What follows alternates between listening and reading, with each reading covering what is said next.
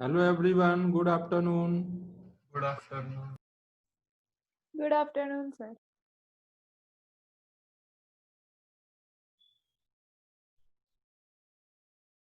2 minute में start करते हैं ना, और लोगों को ज्वाइन कर लेने दो। Good afternoon, sir. Good afternoon, good afternoon.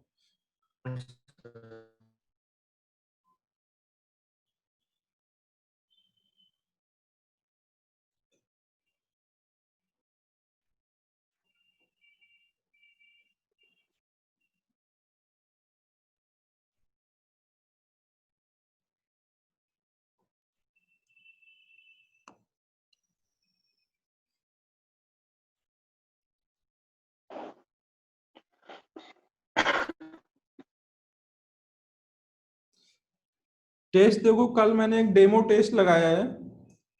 Mainly जो प्रॉब्लम आई है ना, वो लोगों को कई लोगों ने पेरेंट आईडी से लॉगिन किया, इसलिए दिक्कत आई है टेस्ट में। सबको स्टूडेंट आईडी से लॉगिन करना था। तो मोस्ट ऑफ द लोगों का वो तो प्रॉब्लम नहीं आई थी, कुछ ही लोगों को आई है। फिर कल डेमो टेस्ट लगा रहे हैं और फिर से सारा जो भी प्रोसेस है वो ग्रुप पे डलवाते हैं ना, कि कैसे टेस्ट का क्या, कैसे लॉगिन वगैरह करना है। कल एक डेमो टेस्ट दे लो, फिर उसके बाद फिर से टेस्ट लगाते हैं। ऑप्टिक्स वाला टेस्ट फिर से ले लेंगे फिर। जिन्होंने दे दिया अच्छा है, फिर से दे देना। You can't for it.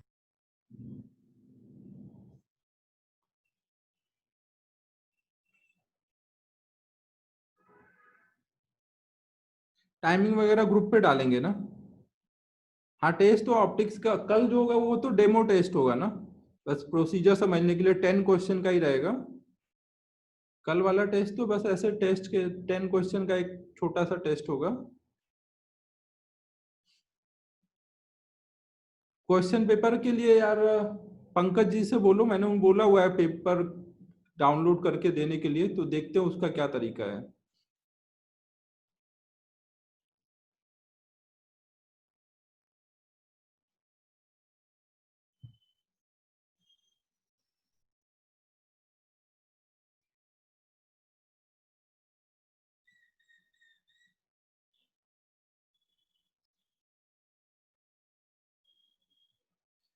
अच्छा, पेपर आ गया था तुम लोग के पास सोल्यूशन के साथ? ओके। जिनके पास सोल्यूशन आया है, पेपर सबमिट करने के बाद सोल्यूशन आया था ना?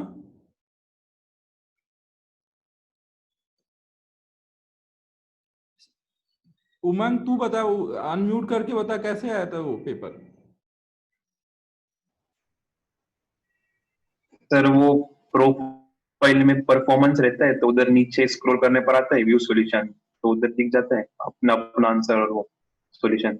अच्छा, मतलब प्रोफाइल में जाना है, वहां परफॉर्मेंस में जाना है ऐसे? हाँ ठीक है, मतलब चलो सबको बता देंगे, एक बार ग्रुप पे मैसेज डाल देंगे कैसे है वो।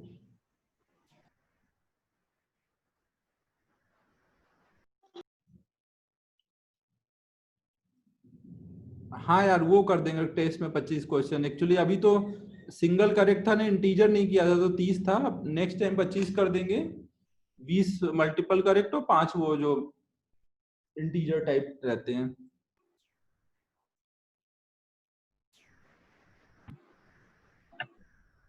लेंदी नहीं था भाई, 1 घंटे में ऐसे ही करना रहता है, ये कोई लेंदी नहीं है। फिर तो एग्जाम में तुम्हें बहुत लेंदी लगेगा।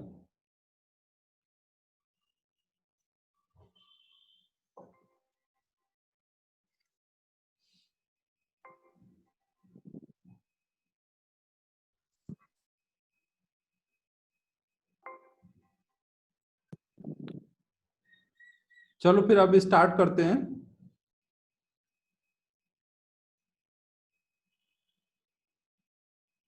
स्टार्टिंग में मैं क्या बोल रहा था, अभी यार याद नहीं क्या बोल रहा था मैं।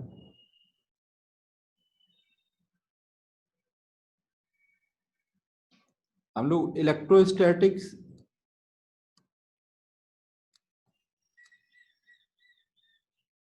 का सेकेंड लेक्चर स्टार्ट कर रहे हैं।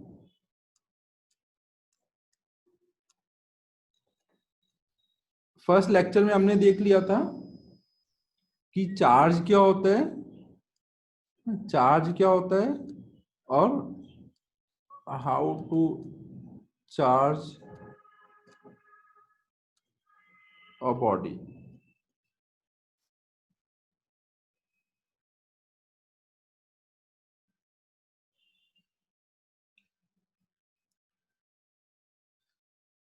तो उसमें देखो यार, इंडक्शन वगैरह हो गया था। अभी जिनको डाउट है वो फिर रिकॉर्डिंग ले लेना ना, जिनको इंडक्शन फिर से देखना है।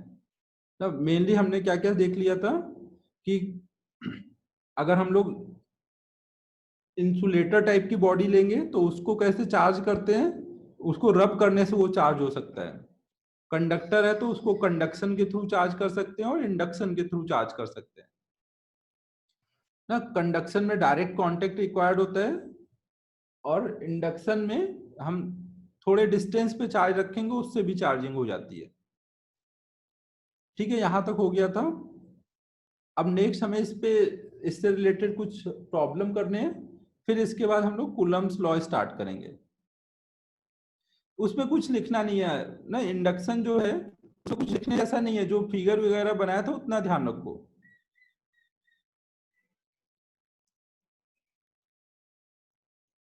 रिकॉर्डिंग केवल जिन जो बोलते हैं व्हाट्सएप पे उनको दे देता हूँ ना, सब फिर लेक्चर आराम से फिर करने लग जाते हैं।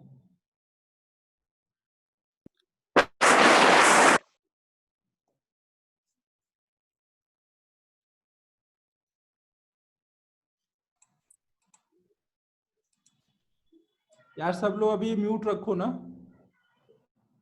अब बहुत आवाजें आ रही हैं अभी। सर वो मुद्दाम से कर रहे हैं। क्या क्या? वो माइक है ना अपना, उसमें मुद्दाम से फूक रहे हैं। अच्छा, जानबूझ के कर रहे हैं, जानबूझ के कर रहे हैं।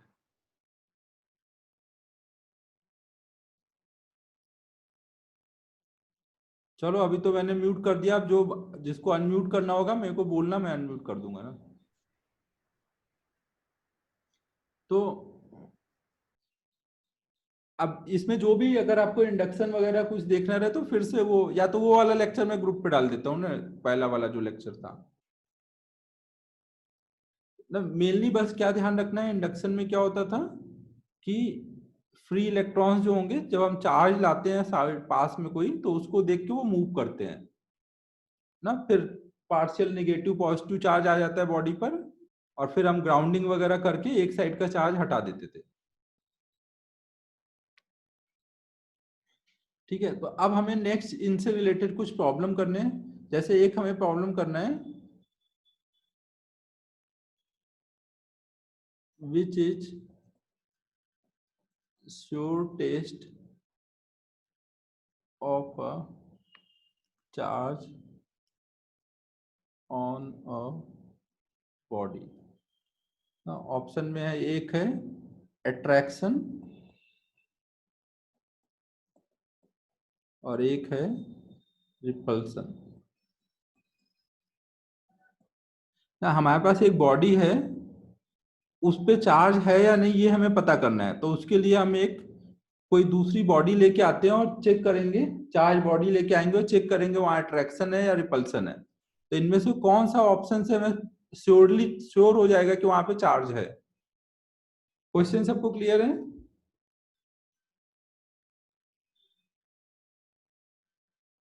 रिपल्सन, हाँ ना। क्योंकि देखो जो अट्रैक्शन होता है, अगर हम कोई भी एक अनचार्ज बॉडी लाएं, अनचार्ज बॉडी लाएं, उसके पास में कोई चार्ज बॉडी लाएं, तो क्या होगा वहां पर, इधर निगेटिव चार्ज इंड्यूस हो जाएगा और इधर पॉजिटिव चार्ज आ जाएगा ना। फिर निगेटिव वाला ज्यादा क्लोज है ना, ये पॉजिटिव चार्ज के ज्यादा क्लोज है, तो इस पे जो फोर्स लगेगा वो ज्यादा होगा। तो यहाँ अट्रैक्शन का फोर्स ज्यादा होगा, रिपल्सन का कम होगा। तो इसका मतलब क्या हुआ, एक चार्ज बॉडी एक अनचार्ज बॉडी को भी अट्रैक्ट कर सकती है ना। एक चार्ज बॉडी एक अनचार्ज बॉडी को भी अट्रैक्ट कर सकती है कि नहीं। एक चार्ज बॉडी एक अनचार्ज बॉडी को अट्रैक्ट कर सकती है ड्यू टू ऐसे इंडक्शन, निगेटिव चार्ज ज्यादा पास है, पॉजिटिव चार्ज ज्यादा दूर है, तो ज्यादा अट्रैक्शन होगा, रिपल्सन कम होगा, तो नेट अट्रैक्शन का फोर्स आ जाएगा। लेकिन रिपल्सन केवल कब हो सकता है, जब दो, अगर पॉजिटिव चार्ज हम पास में लेके आए तो पास में निगेटिव पॉजिटिव ही होगा, तभी रिपल्सन होगा ना। रिपल्सन तभी हो पाएगा जब दोनों चार्ज बॉडी हो, एक चार्ज और एक न्यूट्रल होगा तो वहां अट्रैक्शन हो सकता है, रिपल्सन नहीं। ये बात समझ आ रही है? तो हम ऐसे बोलेंगे,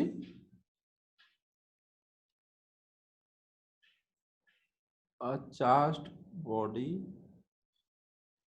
can attract a neutral body, so it cannot be so test for charge। Repulsion वहीं पर होगा जहां पर चार्ज रहा होगा ना?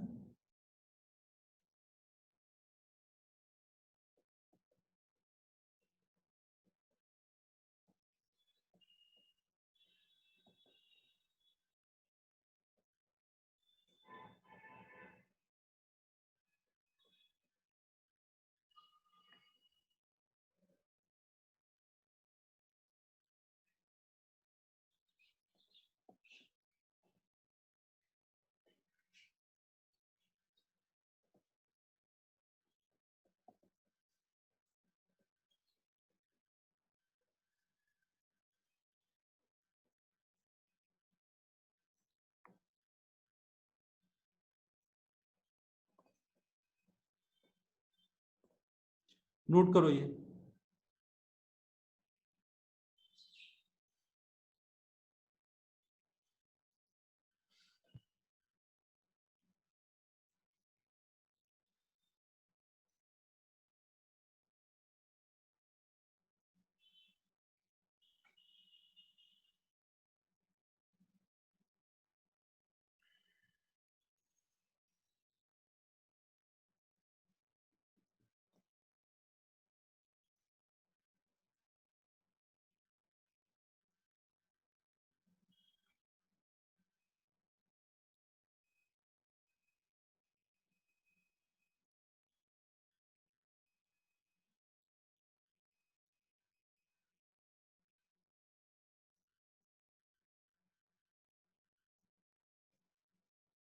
नोट होने पे बता देना भाई हो गया है।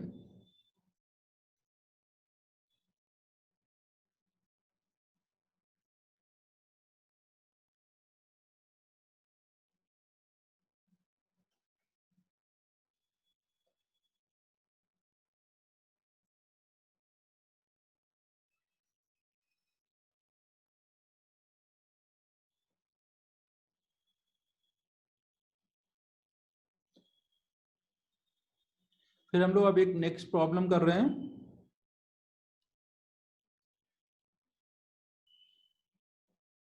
Can two like charge body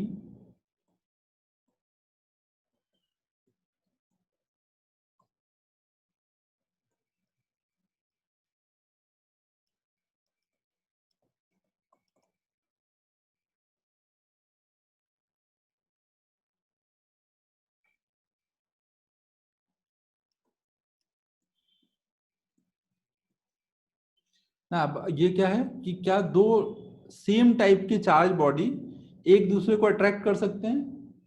हमें पता है कि प्लस प्लस को रिपेल करता है, माइनस माइनस को रिपेल करता है, तो एक पॉजिटिवली चार्ज बॉडी क्या एक पॉजिटिवली चार्ज बॉडी को अट्रैक्ट कर सकता है?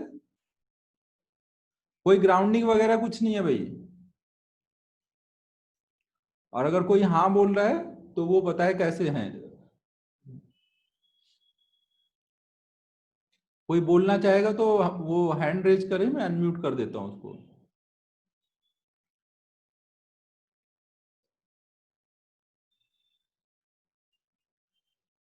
हाँ, अद्विता ने सही बता दिया, हो सकता है और बाय इंडक्शन हो सकता है। देखो यहां पर हम लोग प्लस प्लस हमेशा रिपेल करेगा, माइनस माइनस हमेशा रिपेल करेगा, ये तो सही है ना? प्लस माइनस हमेशा अट्रैक्ट करेगा।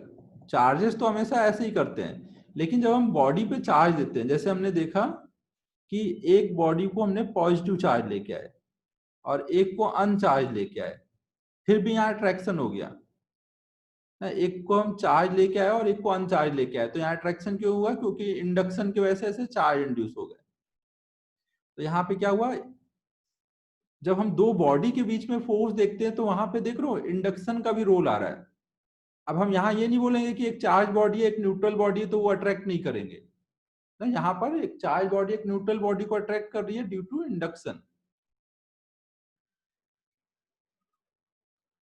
तो यहाँ पे अट्रैक्शन आ रहा है। अब अगर आप सोचो कि जो न्यूट्रल बॉडी है उस पे मान लो एक बहुत हल्का सा हम चार्ज दे दें, एक हम चार्ज बॉडी लेके आए, ये बहुत ज्यादा चार्ज है इस पे, और एक दूसरी बॉडी है इस पे बहुत हल्का सा हमने चार्ज दिया ना। तो एक तरह से न्यूट्रल के एकदम ही क्लोज है, बहुत हल्का सा हमने चार्ज दिया है। तो अब क्या होगा, इंडक्शन की वजह से क्या होगा, इंडक्शन की वजह से इसका पॉजिटिव चार्ज इधर भाग जाएगा ना, रिपल्सन होगा, पॉजिटिव चार्ज दूसरी साइड भाग जाएगा और इधर नेगेटिव चार्ज आने लगेगा, और इधर नेगेटिव इंड्यूस हुआ तो उतना ही पॉजिटिव चार्ज इधर इंड्यूस हो जाएगा। तो ओवरऑल क्या हो जाएगा, ये नेगेटिव चार्ज ज्यादा पास आ गया, तो हो सकता है कि ये अट्रैक्शन आ जाए यहाँ पर। दो बॉडी के बीच में जब फोर्स लगता है तो वहां पे ये इंडक्शन का भी रोल देखना पड़ता है। ठीक है, अगर पॉइंट चार्ज बॉडी है तो वहां आप सीधे बोल सकते हैं ना, पॉइंट चार्ज बॉडी है तो वहां हमेशा रिपल्सन ही होगा। लेकिन अगर ऐसे कोई बड़ी बॉडी है, डायमेंशन है, और वहां पे ऐसे चार्ज इंड्यूस हो सकते हैं, तो वहां पे आप ये भी सोचोगे कि क्या इंडक्शन की वजह से निगेटिव चार्ज पास तो नहीं आ रहा है। तो इस सिचुएशन में यहाँ पे क्या आ जाएगा, अट्रैक्शन आ जाएगा। तो ये कब पॉसिबल है, जब दो बॉडी जिन पे आप चार्ज देख रहे हो, जो दो बॉडी जिन पे आप चार्ज देख रहे हो, अगर उनमें से एक बहुत ज्यादा हाईली चार्ज हो और एक पे बहुत कम चार्ज हो, वहां पे ये दूसरा वाला लगभग न्यूट्रल टाइप होगा। तो वहां पे आप ऐसे बोल सकते हो कि अट्रैक्शन का फोर्स लग सकता है। कुछ समझ आया मैं क्या बोल रहा हूं? अगर दो बॉडी में से एक बॉडी पे बहुत ज्यादा चार्ज है, एक पे बहुत कम चार्ज है, तो due to induction they may attract each other ना। मैं मे बोल रहा हूं, मैं ये नहीं बोल रहा हूं कि करेंगे ही, क्योंकि हो सकता है ये पॉजिटिव चार्ज इधर ज्यादा है तो हो सकता है ये रिपल्सन ज्यादा हो जाए, इधर चार्ज ज्यादा है डिस्टेंस भी ज्यादा है तो हो सकता है ये हो, तो पॉसिबिलिटी है वहां पे ना।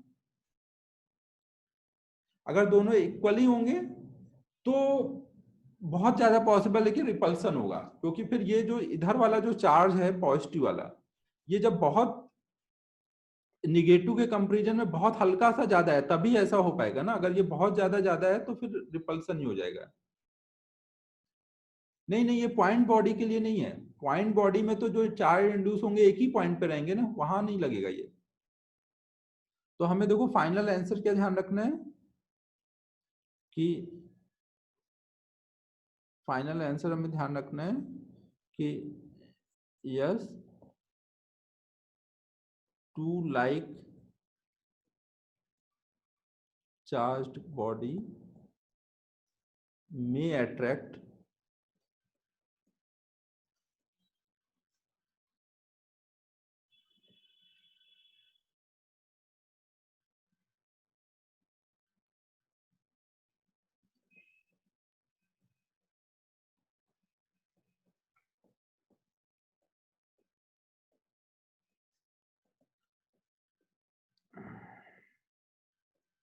ना, दो may attract due to induction ना, ड्यू टू इंडक्शन।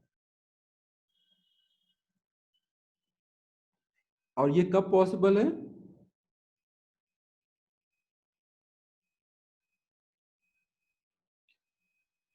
तिप्तांशु ये सब उल्टे सीधे लॉजिक मत लगाओ ना। अभी तुम्हें कुछ ज्यादा पता नहीं है, हवा से तुम चार्ज ले रहे हो, इस टाइप की बातें नहीं करो। जितना अभी पढ़े हैं उतने को यूज करते हुए बस आपको सोचना है, जब पढ़ा नहीं उसको नहीं लगाओ। और प्राइवेट चैट में कोई मेरे को मैसेज नहीं करेगा, मैं कुछ नहीं पढ़ रहा। वो सब सबको याद क्या रखना है कि दो लाइक चार्ज बॉडी एक दूसरे को अट्रैक्ट कर सकते हैं अगर उनमें चार्ज का डिफरेंस बहुत ज्यादा है, एक पे बहुत कम चार्ज है मतलब टेंडिंग टू जीरो, और एक पे बहुत ज्यादा चार्ज है, तो उस टाइम पे इंडक्शन के वजह से हो सकता है पास वाला चार्ज पे जो फोर्स है वो ज्यादा हो जाए रिपल्सन से। हाँ हाँ हाँ सुमन, इंडक्शन जब रिपल्सन वाले फोर्स को एक्सीड कर जाए, इंडक्शन से जो फोर्स आ रहा है ना, इसका मतलब ये नहीं कि प्लस प्लस भी अट्रैक्ट करने लग गया, ऐसा नहीं है। प्लस चार्ज हमेशा प्लस को तो रिपेल ही करता है, लेकिन एक बॉडी में इंडक्शन की वजह से ऐसा हो सकता है ना। ये नहीं कि अगली बार पूछा गया प्लस प्लस को अट्रैक्ट करेगा या रिपेल करेगा तो आप बोल रहे हो अट्रैक्ट भी कर सकता है। मैं ये नहीं बोल रहा हूं ना, पॉजिटिव चार्ज को रिपेल ही करता है, लेकिन एक बॉडी को जब हम चार्ज देंगे तो वहां इंडक्शन की वजह से ऐसा हो सकता है कि माइनस आ जाए और अट्रैक्शन बढ़ जाए। सबको क्लियर है यहां तक? ये दोनों ही इंपॉर्टेंट क्वेश्चन थे ना, दोनों ध्यान रखना है। कहीं पे भी चार्ज डिटेक्ट करना है तो हमेशा रिपल्सन से डिटेक्ट करते हैं, और दो बॉडी में फोर्स देखना है तो वहां इंडक्शन का भी यूज करते हैं। अगर बॉडी का डायमेंशन है, पॉइंट चार्ज बॉडी पे डायमेंशन का कोई फर्क नहीं पड़ेगा ना। अगर मैं एक पॉइंट चार्ज बॉडी ले लूं तो, और यहाँ पे प्लस चार्ज दे दूं और इस पे प्लस दे दूं, तो यहाँ रिपल्सन ही होगा ना, क्योंकि यहाँ दूर पास का कोई चक्कर नहीं है कि एक पार्ट पास है एक पार्ट दूर है।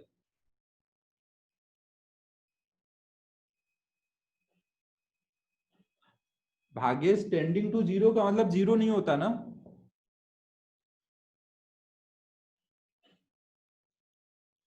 अगर पॉइंट चार्ज बॉडी होंगे तो वहां रिपल्सन ही होगा ना, बड़ी बॉडी में ही ऐसा हो सकता है।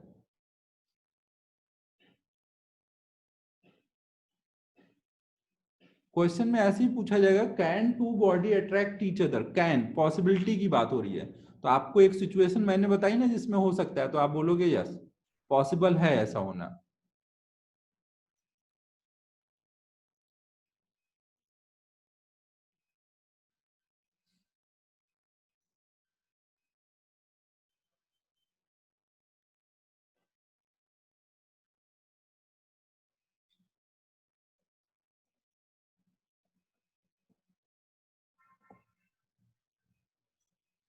ठीक है, यहां तक सबको क्लियर है? अब मैं ज्यादा इस पे कोई डिस्कशन नहीं कर रहा हूं, मैंने जो बोला मैं फिर से एक बार क्लियर कट स्टेटमेंट रिपीट कर रहा हूं। इसमें कोई अब ज्यादा दिमाग नहीं लगाना, ऐसा हो जाए तो क्या होगा, वैसा हो जाए तो क्या होगा। मैं पॉसिबिलिटी की बात कर रहा हूं। मैं क्या बोल रहा हूं, two like charge always repel, two unlike charge always attract. ये तो स्टेटमेंट है, ये एकदम क्लियर है, इसमें कोई डाउट नहीं है। फिर क्वेश्चन क्या था कि क्या दो लाइक चार्ज बॉडी एक दूसरे को अट्रैक्ट कर सकते हैं, तो लाइक चार्ज बॉडी इंडक्शन की वजह से ऐसा पॉसिबल हो सकता है कि वो अट्रैक्ट कर ले ना। मैं ये नहीं बोल रहा हूँ कि होगा ही ना, मैं पॉसिबिलिटी की बात कर रहा हूँ कि इट मे बी पॉसिबल। अब इससे ज्यादा मैं इस पे और कोई कुछ डिस्कस नहीं करूंगा। अगर अभी भी कोई डाउट है तो आप मुझसे अलग से डिस्कस करो।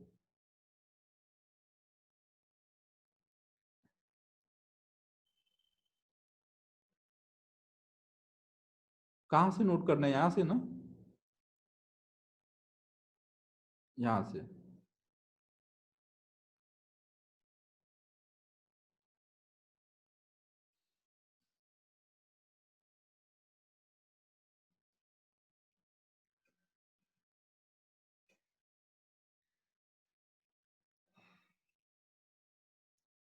अबे प्रथमेश का पूरे ये पीके पीके क्या लिखता रह रहा है?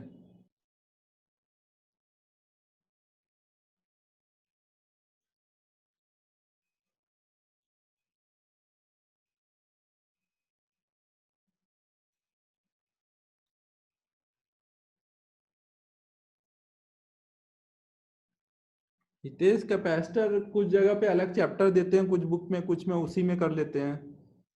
मतलब देखा जाए तो एक तरह से दोनों थोड़ा अलग अलग चीजें हैं, बट इलेक्ट्रोस्टैटिक्स का यूज करके ही कैपेसिटर स्टडी करेंगे।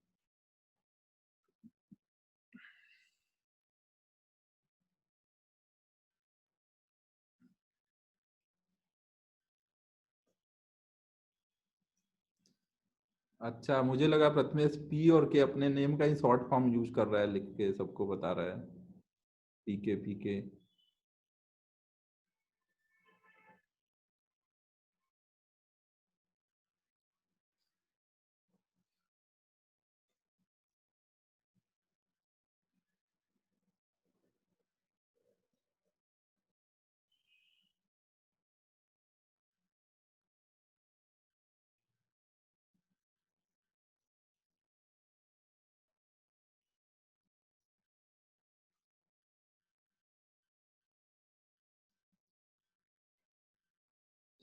ओजस्वी देखो, जो मास की वजह से अट्रैक्शन होता है वो बहुत कम होता है in comparison to force due to charge. Charge वाला फोर्स जब बात कर रहे होते हैं तो वहां मास का अट्रैक्शन काउंट ही नहीं करते हैं। Gravitational force is a weakest force ना, उसको काउंट करने की जरूरत नहीं है, तो वो तो बीच में लेके ही नहीं आओ जब चार्ज की फोर्स की बात हो रही है तो।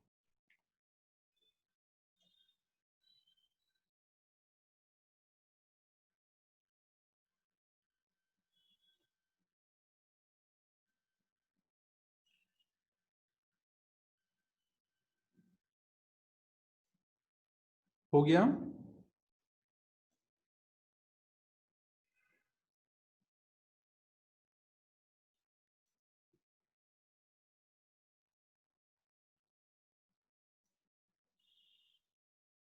स्लो के फुल स्टॉप तुमने हटाया नहीं यार अभी तक। आर्यन ने नहीं लगा रखा तो तुमने क्यों लगाया हुआ है? ये सब नहीं चलेगा भाई।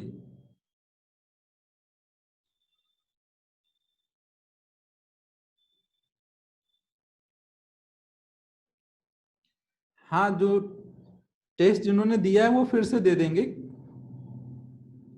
अभी रैंक लिस्ट इस वाली बाकी नहीं निकाल रहे हैं ना, तो इसलिए फिर से देना रहेगा ना।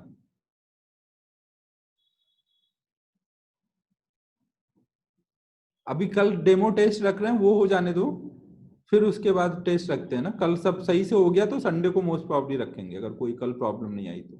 होपफुली नहीं आनी चाहिए, क्योंकि कोई ऐसी प्रॉब्लम थी नहीं।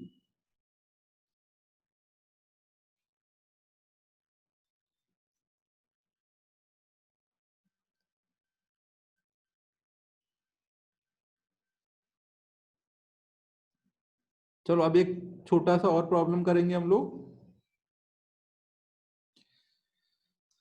हमने देखो दो आइडेंटिकल स्फीयर ले लिए, दो आइडेंटिकल कंडक्टिंग स्फीयर ले लिए ना।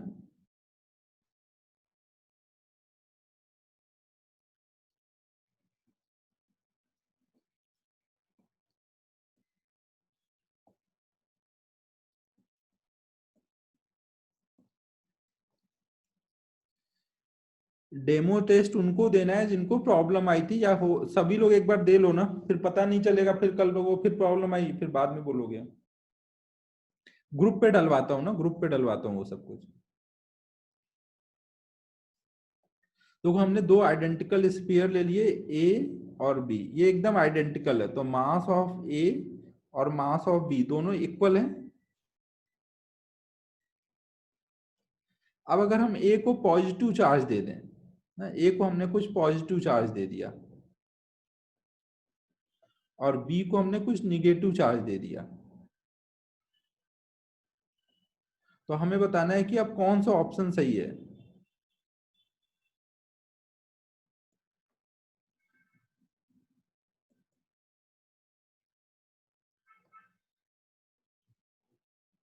अबे डेमो का मतलब समझो बे प्रथमेश, डेमो का मतलब ये नहीं कि सब सब्जेक्ट का टेस्ट लेंगे।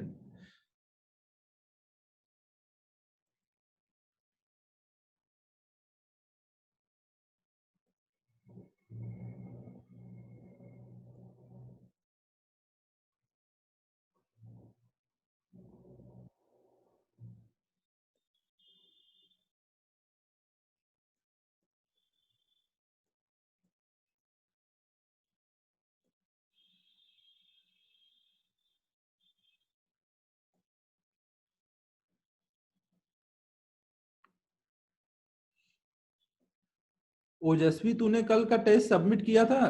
पूरा ट्राई किया था क्या, या ऐसे ही दे दिया था?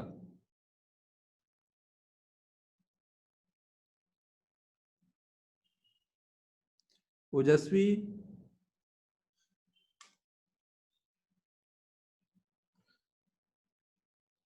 टेस्ट दिया था तूने कल का सही से? ठीक है, ओके ओके। नहीं, मैंने उससे इसलिए पूछा, उसके नंबर माइनस में थे, तो इसलिए मेरे को लगा कि इसने कुछ प्रॉब्लम हुई क्या, माइनस में कैसे आ गए।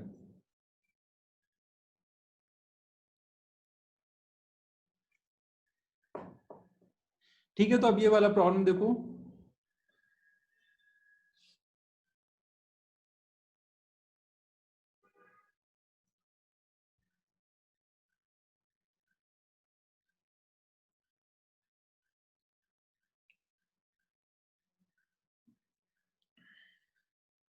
देखो इसका जो आंसर होगा वो थर्ड ऑप्शन होगा।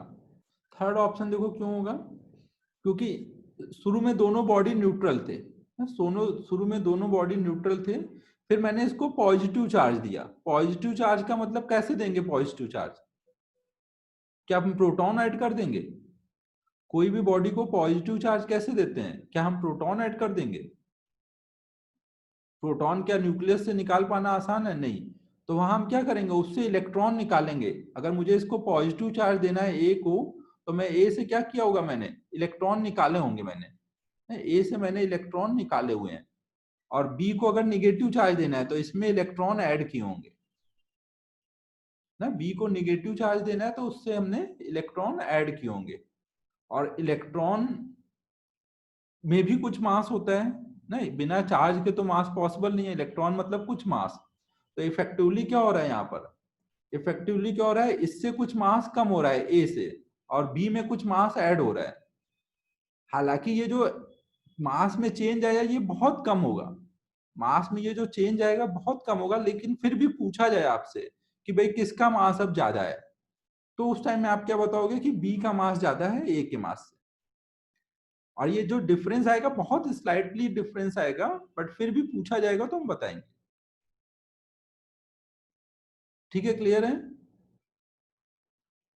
अगर मान लो ए 1 kg का मास है, तो ऐसा नहीं है कि हमने 1 कूलम चार्ज दे दिया तो मास में बहुत ज्यादा चेंज आ गया। वो 1.000 कुछ 1 kg मान लो हो गया होगा, वो बहुत नेग्लिजिबल होगा। मतलब मैंने तो ज्यादा ही बोल दिया अभी, वो बहुत कम होगा। तो हम उसको 1 kg लेके ही सॉल्व करेंगे, कुछ सॉल्व करना होगा। लेकिन पूछा जाएगा तो हम ऐसे बताएंगे कि बी का मास ग्रेटर देन ए।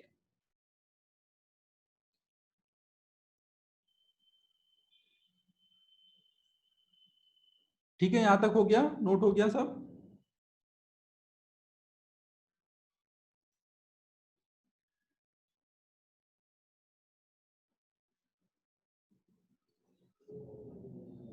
अब हम लोग नेक्स्ट स्टार्ट कर रहे हैं।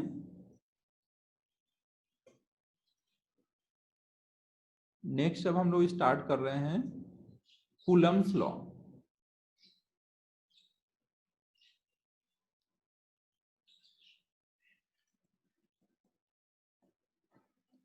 कूलम्स लॉ सेम वैसे ही है जैसे हमने न्यूटन्स ग्रेविटेशनल लॉ देखा था ना।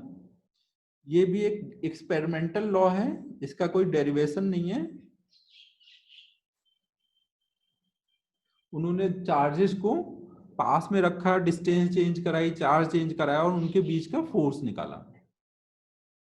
तो देखो ये कूलम्स लॉ क्या है कि अगर हम दो चार्ज बॉडी ले लें, अब हम पॉइंट चार्ज की अभी बात कर रहे हैं ना, दो हमने पॉइंट चार्ज ले लिए, एक पे चार्ज है Q1 एक पे Q2, और अगर चार्ज का प्रोडक्ट प्लस में है तो इसका मतलब दोनों लाइक होंगे ना, या तो दोनों प्लस होंगे या दोनों माइनस में होंगे। तो ये एक दूसरे को रिपेल कर रहे होंगे। इनके बीच की डिस्टेंस मान लो कुछ r है, और अगर मान लो Q1 Q2 का प्रोडक्ट निगेटिव है, तो उस केस में क्या होगा, एक प्लस होगा और एक माइनस, तो वो एक दूसरे को अट्रैक्ट कर रहे होंगे। बीच की डिस्टेंस वही r ली गई है। तो न्यूटन ने ये कैलकुलेट किया कि जो दो चार्ज के बीच में फोर्स लगता है, ये जो फोर्स लगता है ये किन किन चीजों पे डिपेंड करता है। तो उन्होंने एक्सपेरिमेंटली Q1 Q2 वैरी करा के देखा कि वो इसके प्रोडक्ट पे डिपेंड करता है, और Q1 Q2 के प्रोडक्ट पे डिपेंड करेगा, और डिस्टेंस के इनवर्सली प्रोपोर्शनल होगा, डिस्टेंस के स्क्वायर के। तो दोनों को मिला करके हम बोल सकते हैं, इन दोनों को मिला के हम बोल सकते हैं F जो होगा डायरेक्टली प्रोपोर्शनल टू होगा Q1 Q2 अपॉन में R स्क्वायर। अब यहाँ पे हम एक प्रोपोर्शनलिटी कांस्टेंट दे देते हैं K।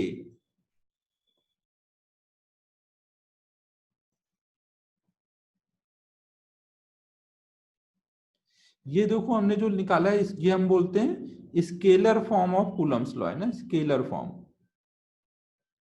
यहाँ पे हम केवल फोर्स निकालते हैं ना, यहाँ पे Q1 एंड Q2 दोनों का केवल मैग्नीट्यूड लिखना होता है ना, इस फॉर्मूले में साइन नहीं डालना होता।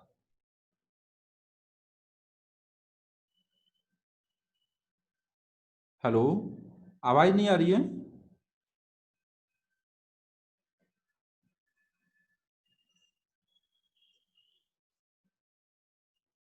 ठीक है, ओके ओके।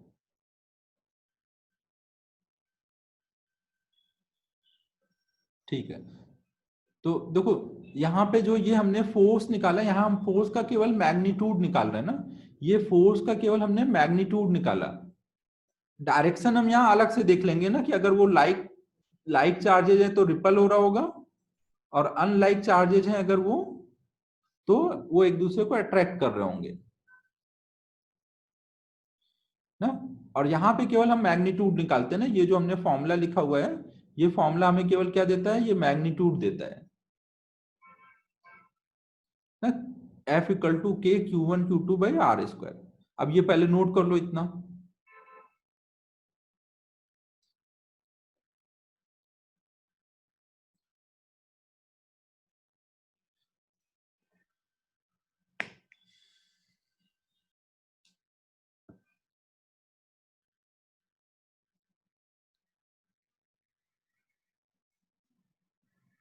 श्लोक को डाउट हो गया भाई? डाउट सुनते हैं श्लोक का क्या है, बोलो श्लोक। सर पर अगर कोई एक ऑब्जेक्ट पर अगर चार्ज नहीं रहा और दूसरे पर भी रहा तो फिर भी अट्रैक्ट तो करेगा ही ना। हाँ, तो वो अट्रैक्ट क्यों करता है? अभी हम लोग ये नहीं बात कर रहे हैं कि पॉजिटिव चार्ज इंड्यूस हो क्या गया, अभी हम बस बात कर रहे हैं कि कोई चार्ज अगर है Q1 Q2, वो किस रीजन से आया उस पर बात नहीं कर रहे हैं। और ये सब हम अभी पॉइंट चार्ज की बात कर रहे हैं, तो इंडक्शन अभी सोचो भी मत ना। पहले पॉइंट चार्ज लेकर के सोचते हैं, इंडक्शन बाद ही में सोचना तुम। अभी देखो मैंने कुछ समझाया ही नहीं भाई, अभी इसमें क्या एक्सप्लेन करूं, अभी बस मैंने ये बोला कि दो पॉइंट चार्ज अगर हम ले लें तो इनके बीच में ना, ये जो है ये किसके लिए, पॉइंट चार्ज के लिए है। अगर हम दो पॉइंट चार्ज ले लें वहां इंडक्शन का तो कोई इफेक्ट होगा ही नहीं। तो अगर वो लाइक चार्जेज होंगे तो रिपेल कर रहे होंगे, अनलाइक चार्जेज होंगे, अगर लाइक चार्जेज होंगे तो रिपेल कर रहे होंगे, अनलाइक चार्जेज होंगे तो अट्रैक्ट कर रहे होंगे। और उनके बीच में जो फोर्स होगा वो किस पे डिपेंड करेगा, Q1 Q2 के प्रोडक्ट पे, और डिस्टेंस के इनवर्सली प्रोपोर्शनल होगा डिस्टेंस के स्क्वायर के। तो दोनों मिला करके आ जाएगा F proportional to Q1 Q2 by r square, और फिर हमने एक प्रोपोर्शनलिटी कांस्टेंट दे दिया K।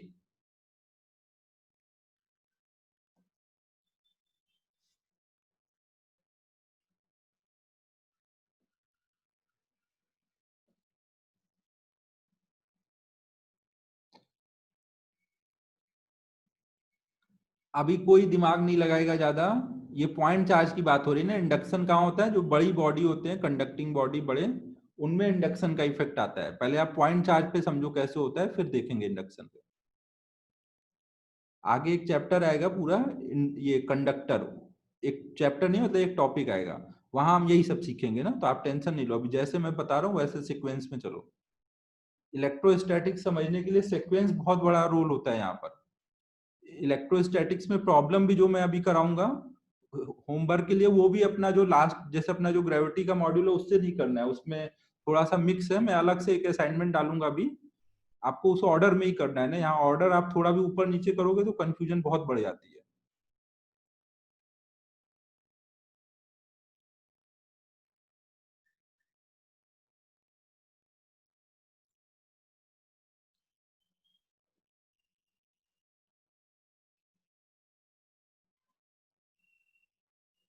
ठीक है, तो हमने देखो बस इतना सोचा कि अगर दो charge Q1 Q2 r distance पे होंगे तो उनके बीच में फोर्स कितना लग रहा होगा, K Q1 Q2 by r square.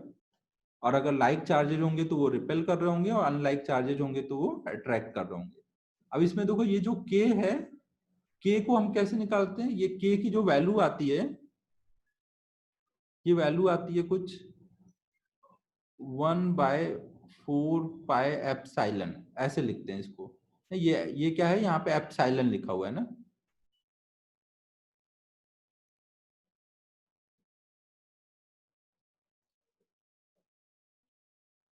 ये जो एप्सिलॉन है इसको बोलते हैं परमिटिविटी ऑफ मीडियम।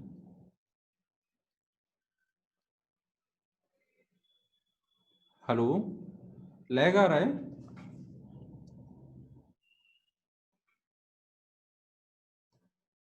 चलो ठीक है फिर। तो इसमें एप्सिलॉन को बोलते हैं परमिटिविटी ऑफ मीडियम ना। तो कई बार हम एप्सिलॉन लिखते हैं या फिर कई बार हम लोग ऐसे भी लिख देते हैं एप्सिलॉन, और मीडियम का है तो एप्सिलॉन सबस्क्रिप्ट में एम लिख देते हैं ना, दोनों तरह से लिखते हैं। और अगर कुछ भी नहीं है, फ्री स्पेस है, तो वहां पे के की वैल्यू लिखते हैं के equal to 1/4 pi epsilon not.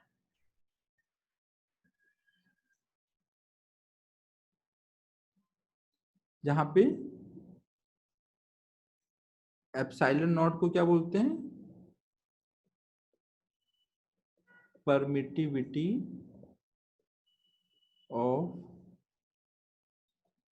Free space. Air होगा तो उसके लिए भी हम लगभग वही ले लेंगे ना, एयर के लिए भी हम लोग यही यूज करते हैं।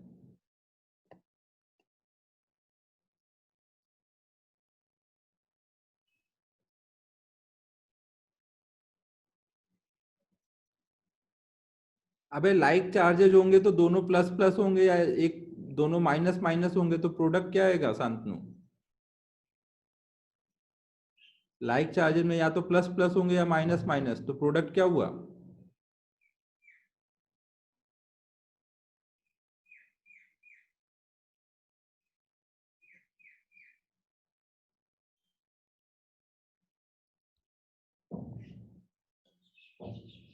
अभी मैं कोई डाउट इंटरटेन नहीं करने वाला, मुझे थोड़ा पढ़ाने दो। ये सब बहुत छोटी छोटी बातें, अभी सब समझ आ जाएंगी। थोड़ा सा इसमें सीक्वेंस का रोल होता है, मुझे थोड़ा समझाने दो ना आराम आराम से। अभी मैं कुछ बोलता हूँ, आप कहीं की डाउट कुछ भी उठा के पूछते हो, चुपचाप अभी सुनते रहो थोड़ी देर तक। अब देखो ये जो, अगर 1/4 पाई एप्सिलॉन नॉट है, तो इसकी वैल्यू अगर कितनी होगी वो हमें देखना है। तो 1/4 पाई एप्सिलॉन नॉट की वैल्यू होती है 9 इंटू 10⁹ अगर हम SI यूनिट में सब कुछ सॉल्व कर रहे होंगे। अगर हम सब कुछ CGS में सॉल्व कर रहे होंगे तो इसकी वैल्यू 1 आएगी। अब देखो ये जो परमिटिविटी होता क्या है वो मैं भी समझाता हूँ ना, बट अभी आप नोट कर लो कि एप्सिलॉन मतलब परमिटिविटी।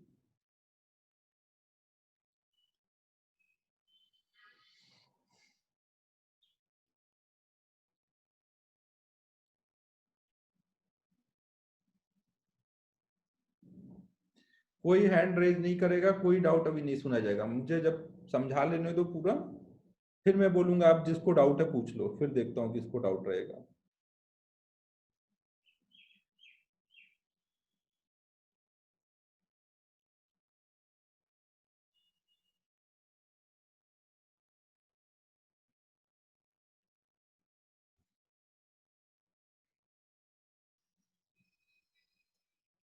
अब देखो ये जो हमने कूलम फोर्स में अभी बस हमने देखो कितना समझा, कि अगर दो चार्ज आ जाएंगे Q1 Q2 और वो r डिस्टेंस पे हैं।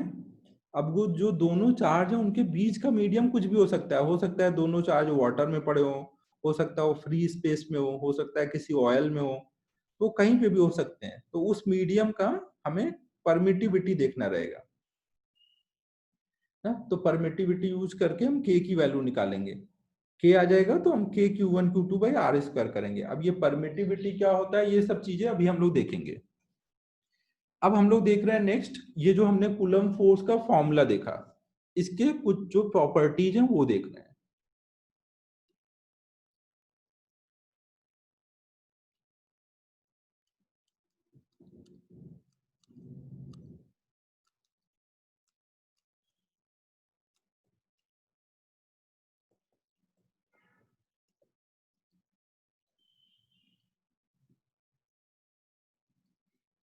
मतलब एक तरह से दो चार्ज के बीच में जो फोर्स लगता है वो उसकी प्रॉपर्टीज देख रहे हैं। तो सबसे पहली property,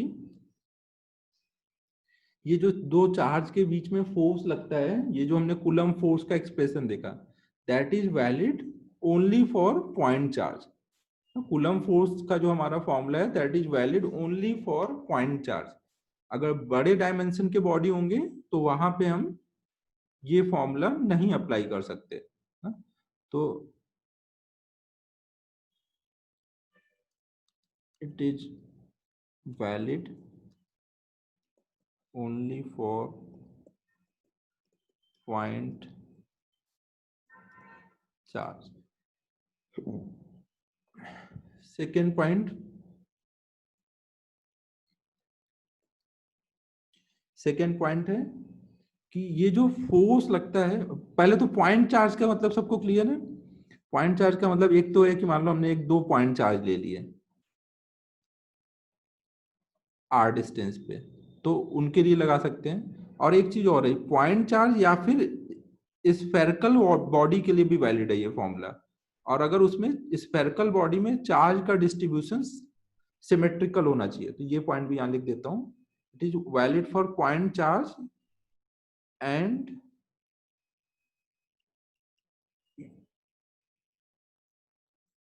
spherical body. Spherical body में चार्ज का डिस्ट्रीब्यूशन यूनिफॉर्म होना चाहिए। ये स्फेरिकल बॉडी में क्या होना चाहिए? Distribution of charge should be uniform. Sphere में ऐसा नहीं होना चाहिए कि एक जगह ज्यादा चार्ज रख दिया, एक जगह कम चार्ज रख दिया। हेलो हेलो, लैग हो रहा है अभी?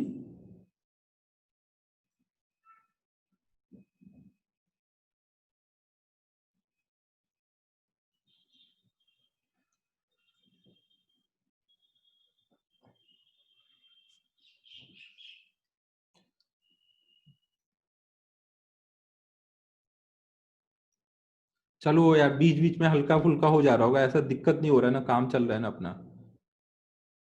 मैंने अभी एक्चुअल में ये ग्रेविटी का पूरा वाईफाई का वो सब चेंज करा रहा हूँ, तो 10 दिन से ऊपर हो गए चेंज कराने को दिए हुए, तो मोस्ट प्रोबेबली 3-4 दिन में चेंज होके नया लग जाना चाहिए, तो और स्पीड सही हो जाएगी फिर।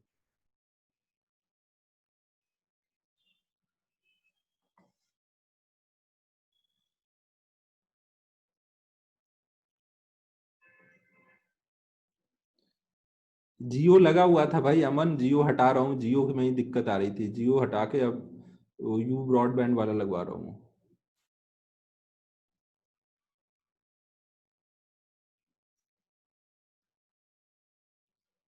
टाइम पास नहीं करो, अपन को पढ़ाई करने दो।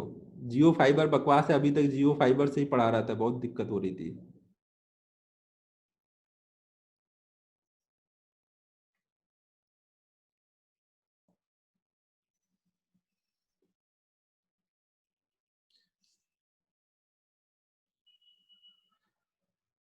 कोई इधर उधर की बातें नहीं, मुझे पढ़ाने दो। देखो हम लोग क्या डिस्कस कर रहे हैं कि जो हमने कूलम का फॉर्मूला देखा, वो एक तो पॉइंट चार्ज के लिए वैलिड है, या फिर ऐसे एक स्फीयर हो, एक चार्ज हो, पॉइंट चार्ज हो, उन पे लगा सकते हो। अगर स्फीयर होगा तो डिस्टेंस कहाँ से लोगे? सेंटर से। या फिर दोनों स्फेरिकल बॉडी हो तो सेंटर टू सेंटर डिस्टेंस ले लोगे।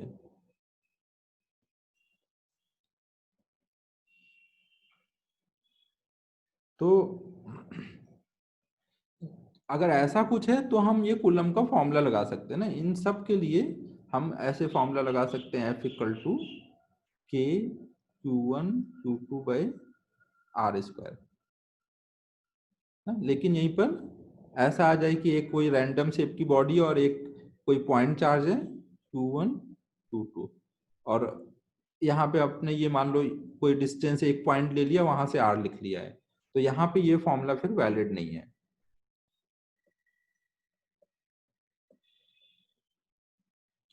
अब देखो ये जो पॉइंट चार्ज है उसका मतलब एक बार हम समझ लेते हैं। पॉइंट चार्ज का मतलब हमने ग्रेविटेशन के टाइम में भी समझा था। पॉइंट चार्ज का क्या मतलब होता है, पहले ये नोट कर लो, ये वाला पॉइंट, ये हो गया नोट।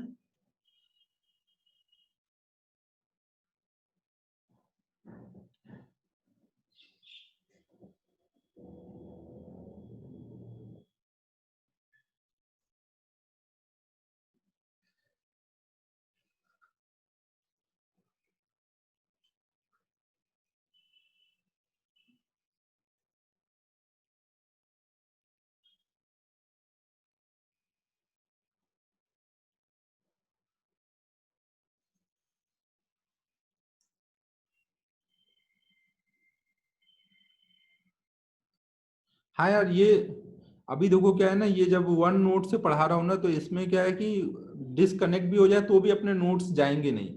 तो अब नोट्स अगर नहीं भी लिखोगे तो भी चलेगा, मैं पूरा नोट्स ग्रुप पे डाल दूंगा।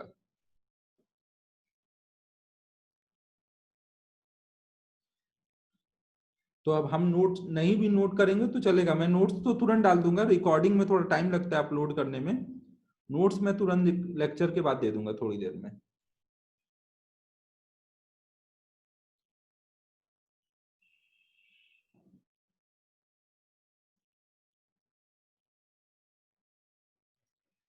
सूजल, यही तो समझा रहा हूं कि नहीं कर सकते। जो ये फॉर्मूला है इसमें हम सेंटर ऑफ मास की तरह से सेंटर ऑफ चार्ज का कोई कॉन्सेप्ट नहीं है। और सेंटर ऑफ मास में भी हम ऐसा नहीं करते थे ना, G m1m2/r² रैंडम बॉडी के सेंटर पे रख के ऐसे नहीं लगाते थे।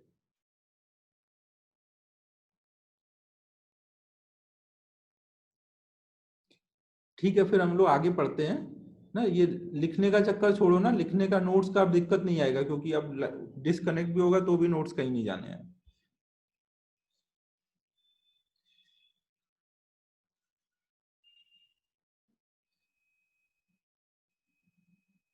हाँ, बाद में ही नोट कर लो ना, बाद में नोट कर लेना आराम से। तो देखो हम लोग क्या देख रहे थे कि अगर दो बॉडी ऐसे रैंडम शेप के हैं तो उनके लिए नहीं लगा सकते ना, एक रैंडम है एक पॉइंट है तो भी नहीं लगा सकते। अब ये जो पॉइंट चार्ज है इसका क्या मतलब है ना, अगर हमने कहीं पे बोला कि पॉइंट चार्ज बॉडी, तो पॉइंट चार्ज बॉडी का क्या मतलब है? तो पॉइंट चार्ज बॉडी का क्या मतलब है आप बताओ। हम लोग पहले भी एक बार ये चीज डिस्कस कर चुके हैं ग्रेविटेशन के टाइम पे। बोलो कोई, पॉइंट चार्ज से क्या मतलब है?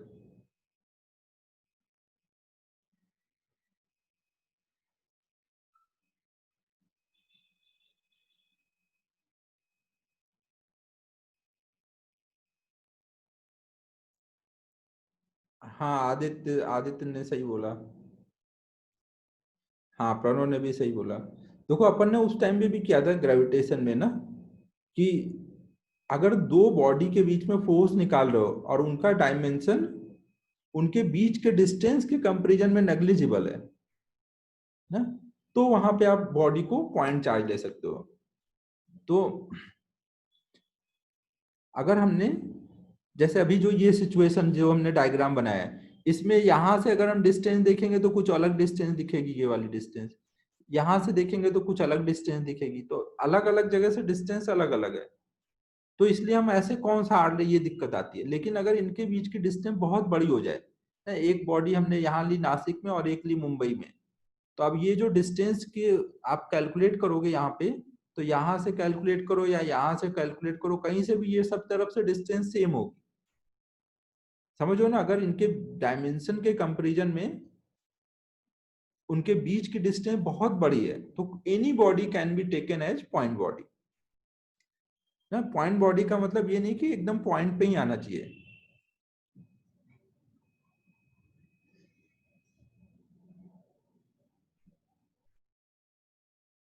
आदित्य, श्लोक कुछ भी कर सकता है भाई, श्लोक को जाने दे। उसने इसीलिए आगे एक पॉइंट लगा रखा है अपने नाम के भी आगे, इंट्रिंसिक प्रॉपर्टी बना दी उसने अपनी।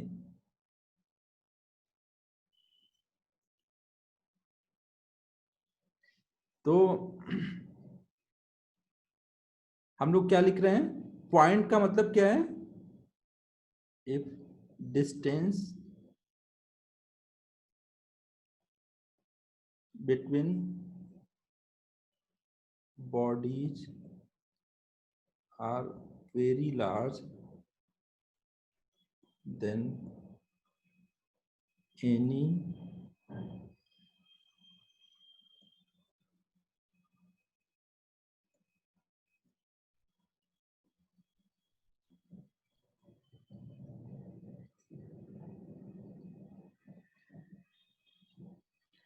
ठीक है, तो हम डिस्टेंस देख के डिसाइड करेंगे कि दो बॉडी के बीच में फोर्स लगाना है तो क्या करें। अगर बहुत ज्यादा डिस्टेंस है तो पॉइंट लेके करेंगे, डिस्टेंस कम है तो जैसे मास में हम करते थे, फिर पॉइंट मास का कलेक्शन लेते थे, इंटीग्रेशन यूज करते थे। सबको क्लियर है मैं क्या बोल रहा हूँ? हेलो, आवाज आ रही है ना? हेलो हेलो,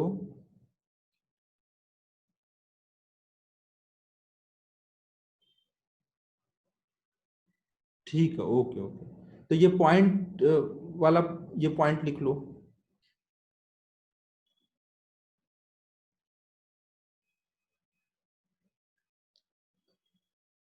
हाँ सॉरी, लिखना नहीं है, सॉरी सॉरी, हाँ मैं तो भूल ही गया था।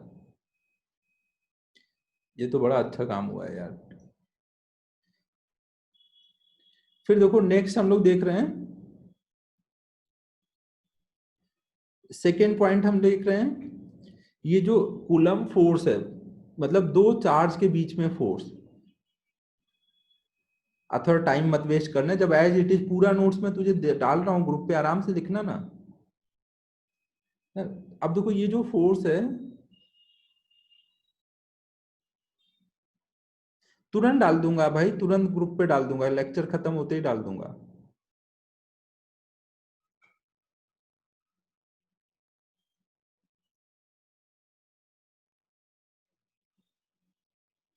तो देखो नेक्स्ट ये कि दो चार्ज के बीच में जो फोर्स है, ये फोर्स किस टाइप का है?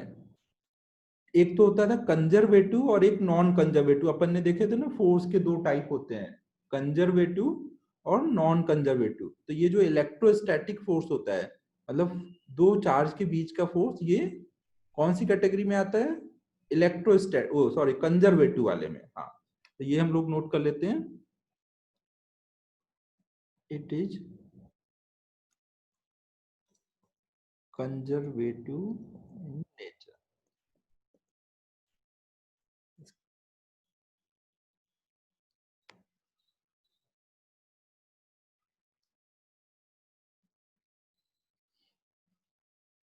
फिर देखो जैसे हमने ग्रेविटेशनल फोर्स देखा था, सेंट्रल होता है, मतलब एक बॉडी को हम फिक्स करके दूसरे को मूव कराएं, किधर भी जाए अब वो बॉडी, तो फोर्स हमेशा एक फिक्स पॉइंट की तरफ लगता है। वैसे अगर हम एक चार्ज को फिक्स कर दें और दूसरे चार्ज को कहीं पे भी मूव कराएं, तो हमेशा जो फोर्स होगा वो एक फिक्स पॉइंट की तरफ लग रहा होगा ना। तो इसको हम बोलते हैं सेंट्रल टाइप का फोर्स है।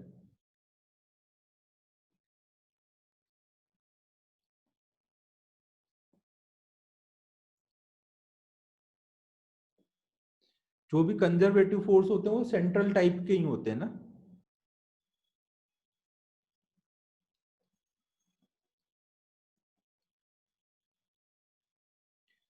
फिर नेक्स्ट है, ये जो फोर्स है ये मीडियम पे डिपेंड करता है। दो चार्ज के बीच का अगर मीडियम चेंज करेगा तो फोर्स भी चेंज करेगा ना।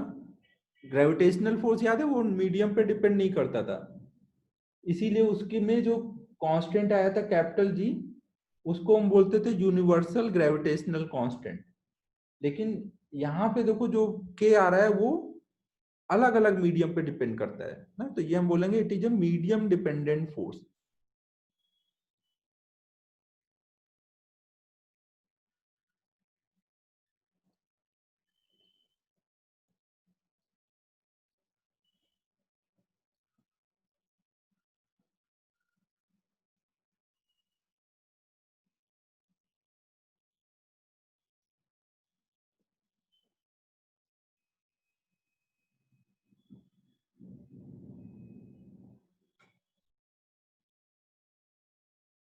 सेंट्रल में देख खत्म, मैं ये बोल रहा हूँ कि जैसे मैं एक चार्ज को फिक्स कर दूं और फिर दूसरे को मैं फेंक दूं रैंडम किधर भी, तो हमेशा फोर्स क्या होगा, एक जो फिक्स चार्ज होगा उसके उस लाइन के लॉन्ग लग रहा होगा। मान लो ये पॉजिटिव चार्ज है, ये निगेटिव चार्ज है, ये वाला निगेटिव चार्ज है, तो हमेशा ये अट्रैक्ट हो रहा होगा, तो एक फिक्स पॉइंट की तरफ लगता दिखेगा।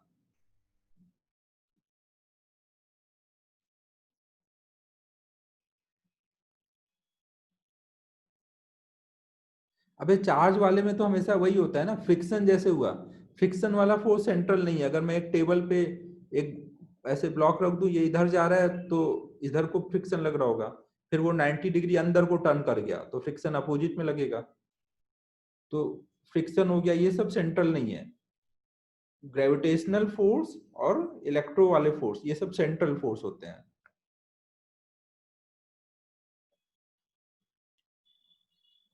फिर नेक्स्ट है ये प्रिंसिपल ऑफ सुपरपोजिशन फॉलो करता है। It will follow principle of superposition.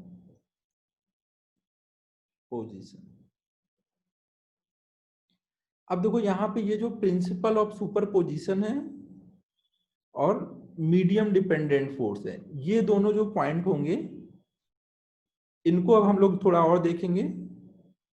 Medium dependent force है और प्रिंसिपल ऑफ सुपरपोजिशन फॉलो कर रहा है। अब ये दोनों चीजें हम एक एक करके डिस्कस करेंगे ना। तो हम पहले अब डिस्कस करेंगे मीडियम डिपेंडेंट, मीडियम का क्या रोल होता है। तो उसमें ही आएगा परमिटिविटी वगैरह, क्योंकि 1 से 3 तक के पॉइंट तो क्लियर है, 4 और 5 हमें डिस्कस करना है, मीडियम का रोल और प्रिंसिपल ऑफ सुपरपोजिशन।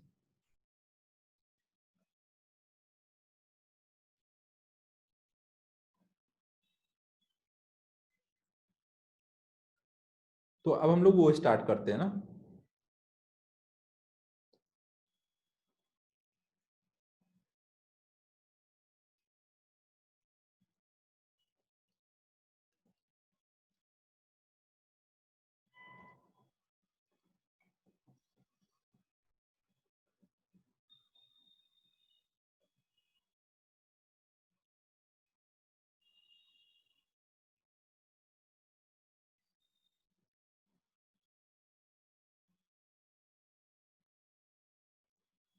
यार प्रतीक, उसमें मतलब वो सेंट्रल का सेंस यही है कि एक को केवल चलाएं और एक को देखें तो कैसा लग रहा है। एक बॉडी को दोनों चलाओगे तब तो नहीं वैसा होगा। Hello, effect of medium on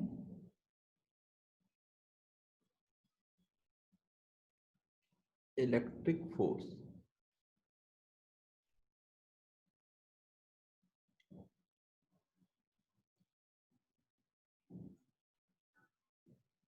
तो देखो ये मीडियम का इफेक्ट हमें समझना है। तो उससे पहले देखो एक चीज आप ये समझ लो कि जैसे मैं कोई भी चार्ज ऐसे रखा, अगर कोई किसी जगह पे मान लो वाटर में मैंने डाला, तो जो वाटर के मॉलिक्यूल में चार्ज होते हैं, या वाटर की जगह मान लो HCl का मॉलिक्यूल लेने, तो उसमें पार्शियल पॉजिटिव निगेटिव आ जाएगा। तो निगेटिव वाला क्या होगा, प्लस की तरफ जाएगा और पॉजिटिव वाला अवे। तो हर तरफ से मॉलिक्यूल आके उसको ऐसे घेरने लग जाते हैं।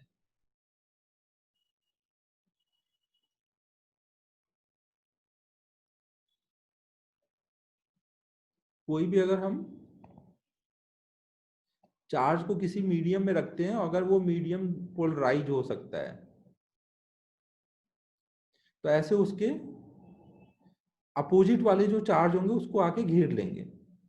अब इस प्लस के आगे दूसरे मॉलिक्यूल का माइनस आ जाएगा, माइनस प्लस ऐसे आने लग जाएंगे।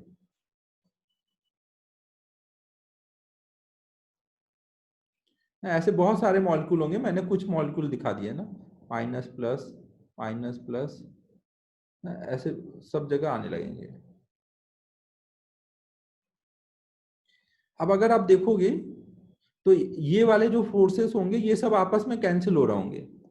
अगर मैं इसको देखूंगा तो ये कैंसिल हो रहा होगा, प्लस से माइनस, ये प्लस से माइनस ऐसे सब कैंसिल हो रहे होंगे।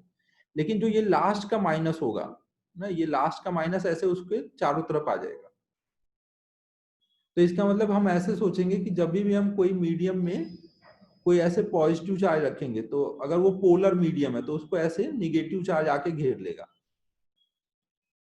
सेम वे में अगर हमने कोई निगेटिव चार्ज रखा तो उसको पॉजिटिव चार्ज हर तरफ से आके ऐसे घेर लेगा। ये बात समझ आई यहां तक सबको?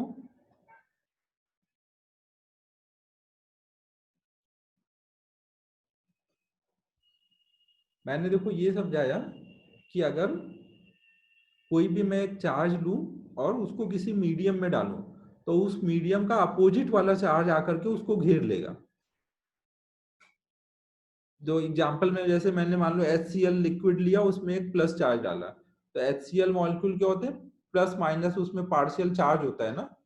तो HCl मॉलिक्यूल का ऐसे है, तो इधर नेगेटिव इधर पॉजिटिव, तो हम ऐसे बोलेंगे प्लस माइनस। तो अगर मैंने प्लस वाला चार्ज डाला तो वहां पे कौन आएगा, Cl माइनस उसके पास आ जाएगा। निगेटिव चार्ज डाला तो H प्लस उसके पास आ जाएगा, तो ऐसे हर तरफ के उसके मॉलिक्यूल आके घेर लेंगे। बाकी सारे चार्जेस कैंसिल हो जाते हैं ना, बाकी जो चार्जेस होंगे यहाँ वाले देखोगे चार्ज वो कैंसिल हो रहे होंगे, प्लस माइनस ये सब कैंसिल हो रहे होंगे। लास्ट वाला जो केवल माइनस होगा वो रह जाता है ना, सबसे लास्ट वाला जो आप माइनस देखोगे ये वाला माइनस ये रह जाएगा।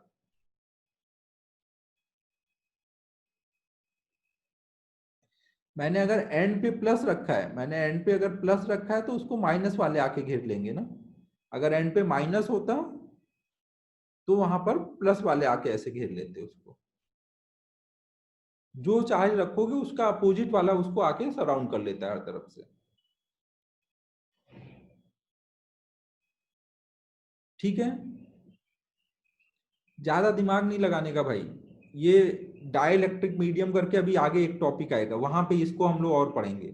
अभी थोड़ा सा मुझे समझाना है इसलिए मेरे को हल्का हल्का सा लेना पड़ रहा है। अभी मैंने माना है कि एक पॉजिटिव चार्ज कोई मान लो HCl वाले लिक्विड में है ना, पॉजिटिव चार्ज को मैंने मान लिया HCl वाले लिक्विड में है, तो वहां पे क्या होगा, पॉजिटिव चार्ज को निगेटिव वाला चार्ज घेर लेगा हर तरफ से। ठीक है यहां तक। तो अब देखो कहीं पे भी अब कहीं पे भी अगर मान लो हमने मान लो दो चार्ज प्लस प्लस वाले थे, उनको हमने किसी मीडियम में डाला, तो अब क्या होगा, उस मीडियम का निगेटिव चार्ज का एक ऐसे क्लाउड बन के आ जाएगा और ऐसे इन दोनों को घेर लेगा। अब इनके बीच का अगर मैं फोर्स देखूं, Q2 पे मैं फोर्स देखूं, तो ये वाला जो प्लस का चार्ज होगा, ये जो प्लस चार्ज का फोर्स है ये इस प्लस को रिपेल कर रहा होगा, लेकिन ये जो निगेटिव चार्ज का क्लाउड है यहाँ पर, निगेटिव चार्ज का क्लाउड, ये तो इस पॉजिटिव चार्ज को अट्रैक्ट कर रहा होगा ना। तो ये क्या होगा, एक तो पॉजिटिव चार्ज की वजह से रिपेल हो रहा है और निगेटिव चार्ज की वजह से अट्रैक्ट हो रहा है, तो उसका जो नेट फोर्स होगा रिपल्सन का, नेट रिपल्सन जो होगा वो F1 माइनस F2 हो जाएगा ना, फोर्स कम हो जाएगा।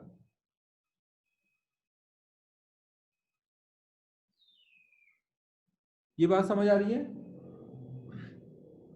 कि मीडियम के आने की वजह से क्या हुआ, फोर्स उनके बीच का कम हो गया। नेट रिपल्सन पहले F1 था अगर, तो अब F1 माइनस F2 हो गया।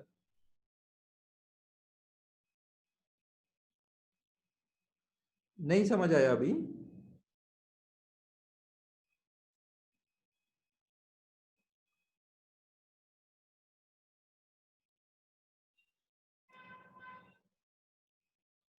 देखो भाई मैं एक बार फिर से बता रहा हूँ, सुनो सब लोग। देखो पहले तो ये सोचो, ऐसे सोचो कि मान लो मैंने एक कोई कंटेनर में लिक्विड लिया ना, इसमें लिक्विड है और इसमें मैं अगर एक कोई पॉजिटिव चार्ज लाके डाल दूं और ये मान लो HCl लिक्विड भरा हुआ है, तो क्या होगा यहाँ पर। HCl मतलब क्या, HCl में हमें पता है ना, पार्शियल नेगेटिव चार्ज Cl पे होगा और इस पे पार्शियल पॉजिटिव चार्ज, तो उसको हम एक ऐसे मान सकते हैं कि एक ऐसा कोई मॉलिक्यूल है जिसमें एक एंड पे नेगेटिव चार्ज है और एक एंड पे पॉजिटिव चार्ज। ठीक है, तो अब जो मैंने लिक्विड के अंदर एक प्लस चार्ज डाला है, तो उस प्लस चार्ज के साथ क्या होगा अगर आप ऐसे HCl लिक्विड में डाल दोगे तो।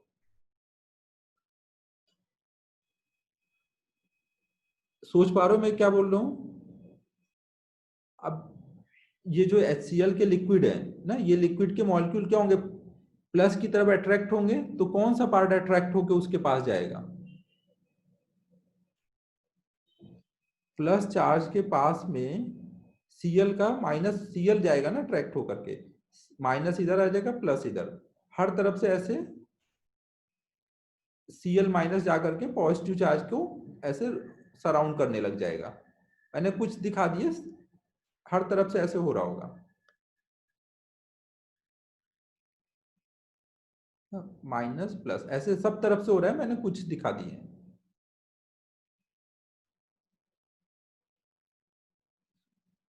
अभी समझा रहा हूं भाई शांतनु, फिर से समझा रहा हूं, सुनना भाई।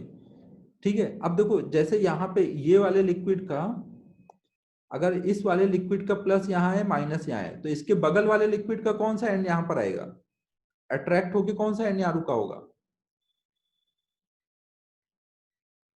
ना, दूसरे वाले लिक्विड का ऐसे आ जाएगा, यहाँ पे माइनस प्लस है, ये पूरा हर तरफ से ऐसे चल रहा होगा।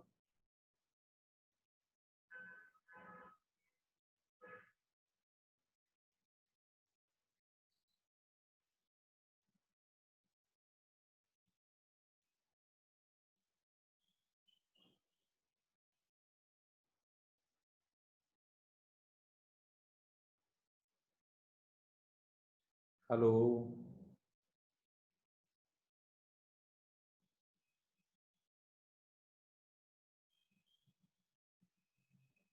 अभी सही आ रहा है?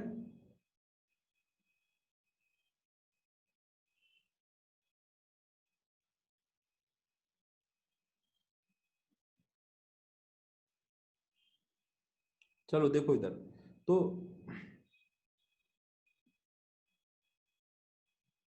यार एक्चुअली इसमें तो वो चेंज का भी पॉलिसी नहीं है, वो रिप्लेस ही हो सकता है या तो, और उसका भी टाइम निकल गया अभी। तो यहाँ पे देखो हर तरफ से ऐसे माइनस प्लस ने इसको घेर रखा है,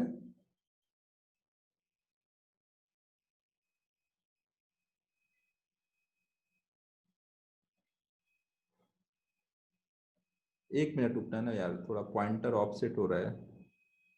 तो यहाँ पे देखो क्या हो रहा होगा, माइनस प्लस ऐसे हर तरफ से मॉलिक्यूल आकर के उसको सराउंड करने लग जाएंगे।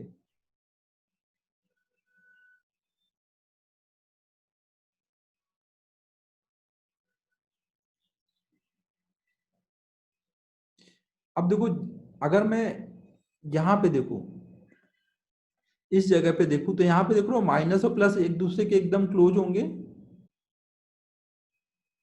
ना, माइनस और प्लस ये दोनों मिलके एकदम क्लोज हैं तो कैंसिल हो रहे होंगे, ये माइनस प्लस इसको कैंसिल कर रहा होगा ना, यहाँ का माइनस प्लस ये कैंसिल हो रहे होंगे।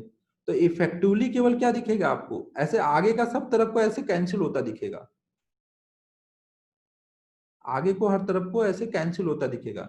केवल आपको कौन सा चार्ज लास्ट में दिखेगा पॉजिटिव चार्ज के चारों तरफ, ये निगेटिव वाला बच जाएगा। ध्यान से देखो मैं कौन सा ये सर्कल बना रहा हूं निगेटिव चार्ज का,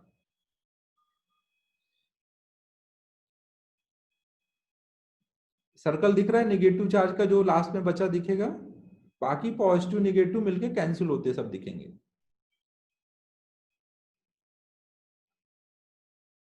ठीक है, तो अब देखो यहां पर इसका मतलब क्या हुआ कि जब मैंने लिक्विड में एक पॉजिटिव चार्ज डाला, मैंने जब एक ऐसे HCl लिक्विड में एक पॉजिटिव चार्ज डाला, तो उसके चारों तरफ ऐसे निगेटिव चार्ज का एक स्फीयर बन गया, ये डिस्टेंस बहुत कम होगी, एकदम उसको क्लोज होंगे ना ऐसे, चारों तरफ से निगेटिव चार्ज ने घेर रखा है।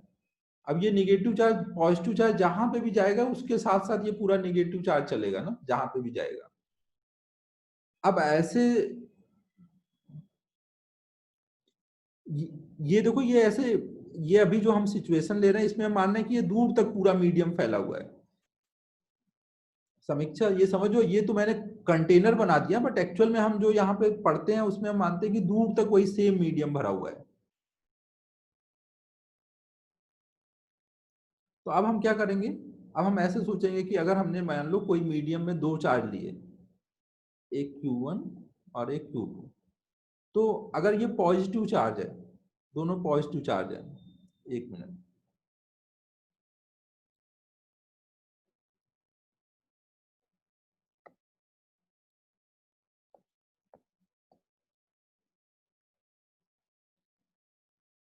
तो इसको चारों तरफ मीडियम का एक निगेटिव चार्ज का स्फीयर आ गया होगा मीडियम के वजह से, जो इसने इसको ऐसे सब तरफ से सराउंड कर रखा है, दोनों को ऐसे निगेटिव चार्ज का एक ऐसे स्फीयर बन गया है उसके चारों तरफ जिसने सराउंड कर रखा है।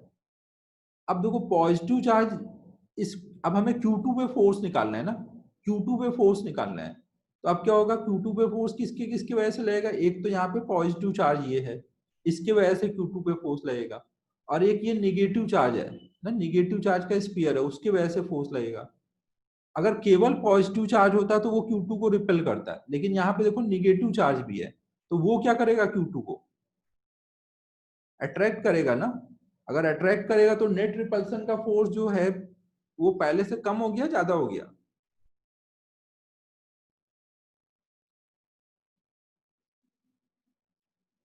बोलो Q1 Q2 के बीच का फोर्स जो है वो बढ़ गया, कम हो गया मीडियम की वजह से?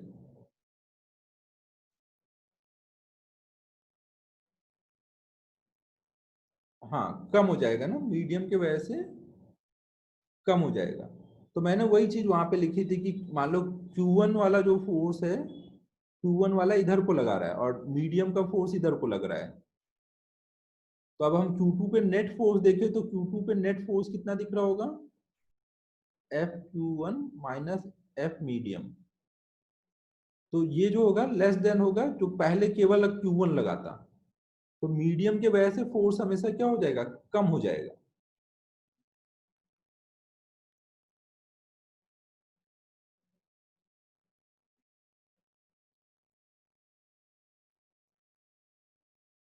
ठीक है, यहां तक सबको क्लियर है?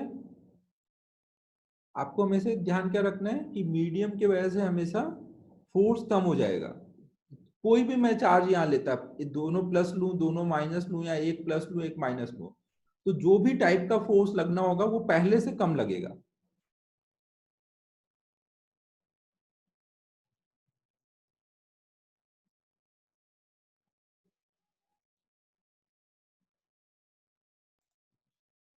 चाहे वो निगेटिव निगेटिव हो, पॉजिटिव पॉजिटिव हो, या पॉजिटिव निगेटिव हो, जो भी टाइप का फोर्स लगता है मीडियम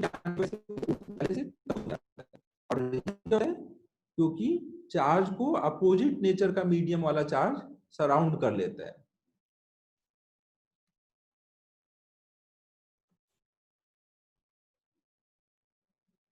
हाँ सर।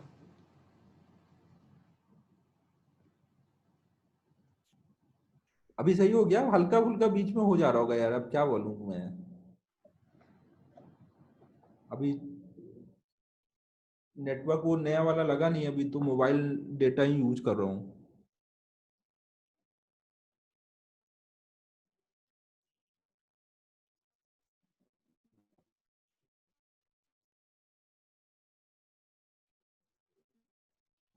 अब पहले तो ये वाला पॉइंट हम कि if we place a charge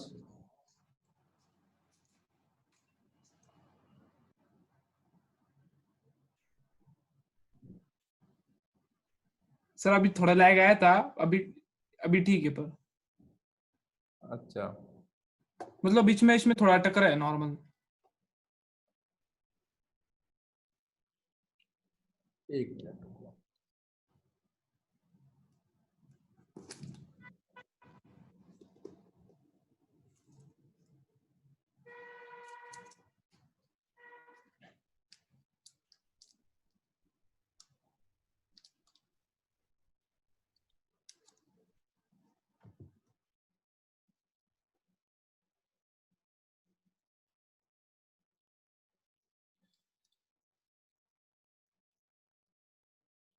hello, अभी सही है क्या?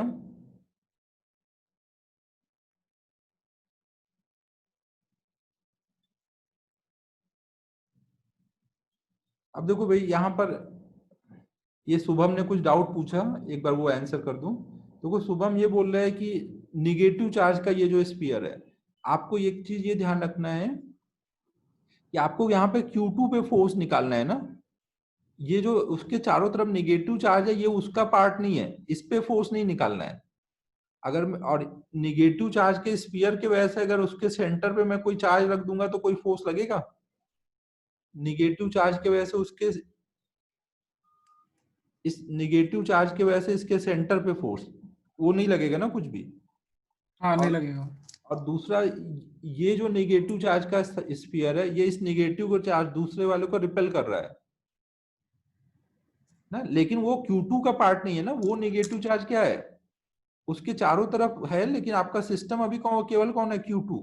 आप अभी केवल किस पे देख रहे हो फोर्स? Q2 पे। तो Q2 के लिए क्या बोलोगे कि उस पे कोई इफेक्ट नहीं है। Q2 पे केवल Q1 का फोर्स लगेगा और Q1 के चारों तरफ के निगेटिव चार्ज का फोर्स लगेगा। अब इस चीज को हम लोग नोट कर रहे थे, तो यहाँ पे क्या था, if we place a charge in a medium then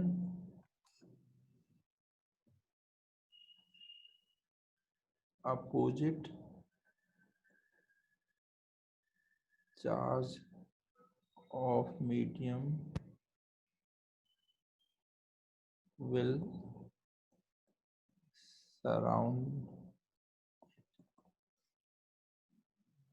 due to this net force between charge will decrease. हमेशा यहाँ पे ध्यान रखना कि नेट फोर्स बिटवीन चार्ज जो होगा वो डिक्रीज हो जाएगा, यहाँ नेट को अंडरलाइन करके रखना है।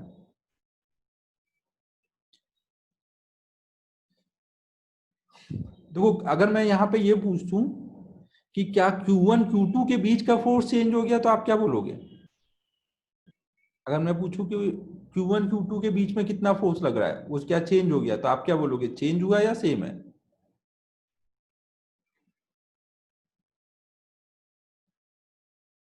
सेम है ना। Q1 Q2 के बीच में फोर्स चेंज नहीं हुआ है, Q1 Q2 के बीच का नेट फोर्स चेंज हुआ है ना, दोनों में डिफरेंस है। Q1 Q2 के बीच में फोर्स चेंज नहीं हुआ है, लेकिन Q1 या Q2 पे लगने वाला नेट फोर्स चेंज हो गया है। तो इस पॉइंट को मैं लिख देता हूं ना, ये कई बार पूछा गया है जेईई में। नेट फोर्स ऑन Q1 और Q2 will be decreased. Force between Q1 and Q2 will remain same.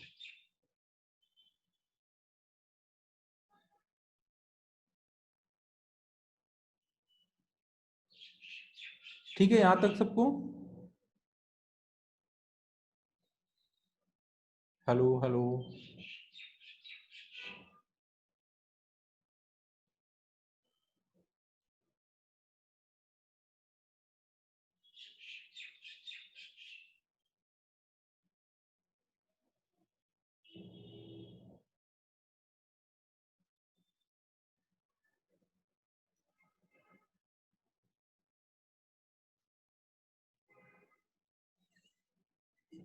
एक मिनट जहाँ होल्ड करना, मैं एक बार नेटवर्क चेक कर लूं कौन सा कनेक्टेड है। ठीक है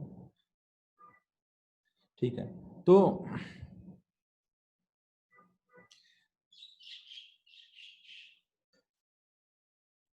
अब देखो नेक्स्ट ये आता है कि ये डिक्रीज हो जाएगा, तो डिक्रीज होने के बाद ये नेट फोर्स की वैल्यू कितनी आएगी ना, डिक्रीज होने के बाद नेट फोर्स की वैल्यू कितनी आएगी। तो जैसे हमने दो चार्ज लिए Q1 Q2 R डिस्टेंस पे रखा, और अभी इनके बीच में फ्री स्पेस है। अगर इनके बीच में फ्री स्पेस है तो फोर्स कितना लग रहा होगा, हम बोलेंगे ऐसे कुछ 1/4 pi epsilon naught Q1 Q2 by R square. फिर हमने इन्हीं दोनों चार्ज को Q1 Q2 को R डिस्टेंस पे रखा, लेकिन इनके बीच में अब ये कोई मीडियम आ गया ना, ये सब कोई मीडियम में डाल दिए गए हैं, कोई लिक्विड में मान लो ये पड़े हुए हैं। तो इस मीडियम की परमिटिविटी कुछ मान लो एप्सिलॉन m है। तो अब इनके बीच का जो फोर्स बोलोगे वो कितना बोलोगे, 1/4 pi epsilon m Q1 Q2 by R square. तो ये जो फोर्स होता है ये कौन सा फोर्स होता है, नेट फोर्स होता है ना, नेट फोर्स ऑन Q1 और Q2। ठीक है, इसको अगर हम मान लो F डैश बोले, और अगर इन दोनों को हम डिवाइड कर दें ना, इन दोनों को अगर हम डिवाइड कर दें तो ये कितना आ जाएगा। इसमें देखो हम एक टर्म और डिफाइन कर देते हैं, एप्सिलॉन m अपॉन में एप्सिलॉन नॉट। मीडियम की परमिटिविटी को अगर हम फ्री स्पेस की परमिटिविटी से डिवाइड कर दें तो इसको हम एप्सिलॉन आर बोलते हैं, इसको बोलते हैं रिलेटिव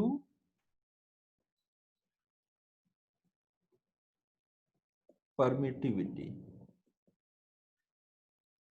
और इसके लिए एक और लेटर यूज करते हैं के, कैपिटल के ना,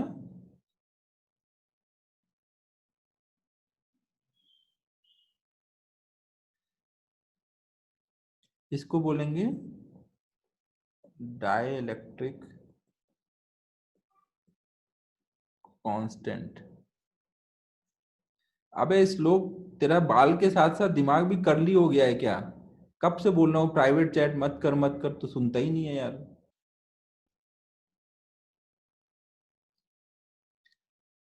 तो देखो, ये जो दो मीडियम की परमिटिविटी का रेशियो होगा ना, मीडियम की permittivity divided by free space की परमिटिविटी। हाँ श्लोक, अगर कोई भी क्यू चार्ज को उसके चारों तरफ निगेटिव चार्ज ने घेर रखा है सिमेट्रिकली, तो नेट फोर्स उस पर 0 लगेगा। Q1 चार्ज के चारों ओर वाले निगेटिव चार्ज की बात कर रहे हैं ना, जिस चार्ज पे देख रहे हैं उसके चारों ओर वाले निगेटिव चार्ज का इफेक्ट 0 रहेगा, दूसरे वाले चार्ज का के चारों ओर वाले निगेटिव चार्ज का इफेक्ट आएगा।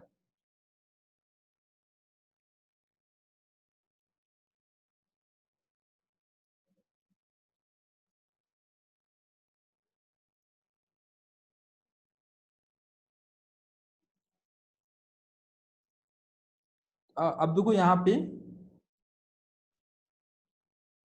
Epsilon M by epsilon naught ना के रेशियो का हम लोग रिलेटिव परमिटिविटी भी बोल रहे हैं, या फिर दूसरा नाम क्या है, डाइइलेक्ट्रिक कांस्टेंट ऐसे बोलते हैं। तो हम एफ डैश को क्या लिख सकते हैं, हम एफ डैश को बोल सकते हैं ऐसे लिख करके कि 1/4 पाई, यहां से हम देखो बोल सकते हैं एप्सिलॉन एम बराबर होगा के इंटू एप्सिलॉन नॉट।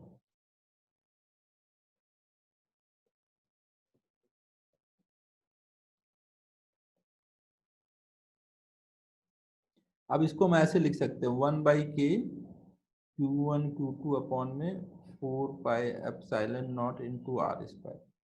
और ये वाला जो पूरा टर्म है ये क्या है, फ्री स्पेस में जो फोर्स था वो है ना, ये क्या है, फ्री स्पेस में जो फोर्स था। तो इसको हम क्या लिख सकते हैं, अबे तुम लोग फालतू के काम नहीं करो, पढ़ाई पे फोकस करो। तो एफ डैश की वैल्यू कितनी आ जाएगी, एफ डैश की वैल्यू आ जाएगी फ्री स्पेस का फोर्स डिवाइडेड बाई के। मतलब मीडियम का क्या इफेक्ट हो रहा है कि जब हम फ्री स्पेस में जितना फोर्स लगता है और सेम डिस्टेंस पे चार्ज को कोई मीडियम में डालेंगे, तो मीडियम का जितना डाइलेक्ट्रिक कांस्टेंट होगा उस फैक्टर से फोर्स कम हो जाएगा ना, उस फैक्टर से हमेशा फोर्स कम हो जाता है। के क्या है, डाइलेक्ट्रिक कांस्टेंट या रिलेटिव परमिटिविटी।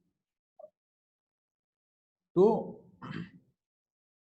हम लोग डायरेक्ट ऐसे ये याद रखेंगे कि अगर मीडियम की परमिटिविटी पता है तो फ्री स्पेस का फोर्स पता है, तो डिवाइडेड बाय डायरेक्ट के कर देंगे।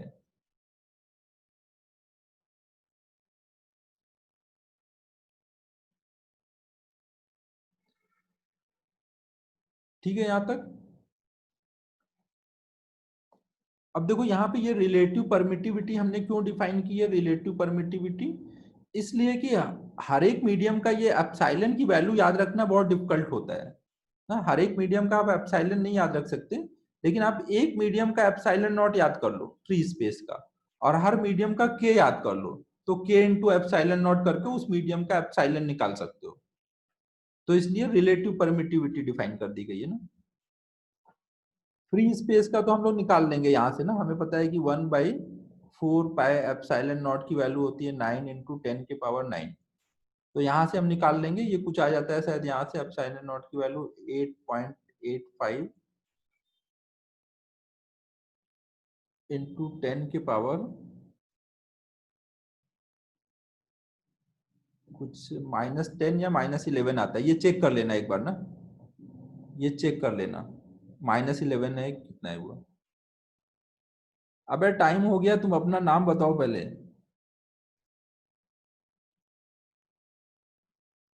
एकदम सही। तो अब देखो हमने जैसे देख लिया वाटर का डाइलेक्ट्रिक कांस्टेंट के ऑफ वाटर 80 होता है। तो अब हमें वाटर में फोर्स निकालना है, तो हम डायरेक्ट क्या करेंगे, एप्सिलॉन नॉट पता रहेगा तो के इंटू एप्सिलॉन नॉट करके मीडियम का के निकाल लेंगे, मीडियम का एप्सिलॉन निकाल लेंगे। के ऑफ मेटल या कंडक्टर जो होता है, आपको ये कुछ एक का याद रखना है ना, के ऑफ मेटल या फिर कंडक्टर जो होता है उसका इनफाइनाइट होता है, मतलब उसमें फोर्स 0 लगेगा। कैसे होगा वो कंडक्टर पढ़ाऊंगा तब समझाऊंगा। के ऑफ फ्री स्पेस या फिर एयर जो होगा वो 1 बोलेंगे। यहाँ कैपिटल के लिख रहा हूं ना, एक बार शुरू में के लिखा था तो वो स्मॉल के लिखा था ना, यहाँ पर जो के लिख रहा हूँ वो कैपिटल के है। शुरू में के Q1 Q2 by r square में एक के लिखा था ना, वो एक स्मॉल के था।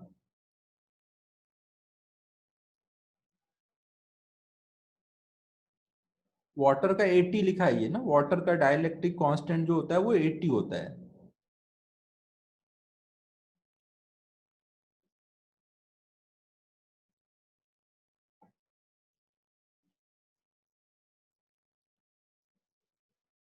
ठीक है, यहां तक क्लियर है सबको?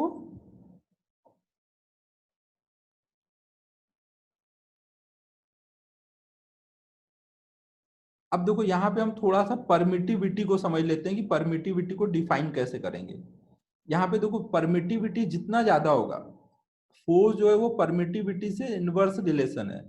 जितना ज्यादा परमिटिविटी होगा, शांतनु ये यहाँ पे जो मैंने वैल्यू लिखी है वो सब याद रखनी है ना, ये वैल्यू आपको याद रखनी है। 80 क्यों है, इनफाइनाइट क्यों है, ये दिमाग नहीं लगाना ना, जब हम लोग वो चैप्टर पे जाएंगे तब देखेंगे। वो कांस्टेंट अभी ऐसे मानो कांस्टेंट है, उसकी वैल्यू दी है, याद रखो। अब देखो परमिटिविटी यहाँ पे क्या है, एफ के इनवर्सली रिलेटेड है ना।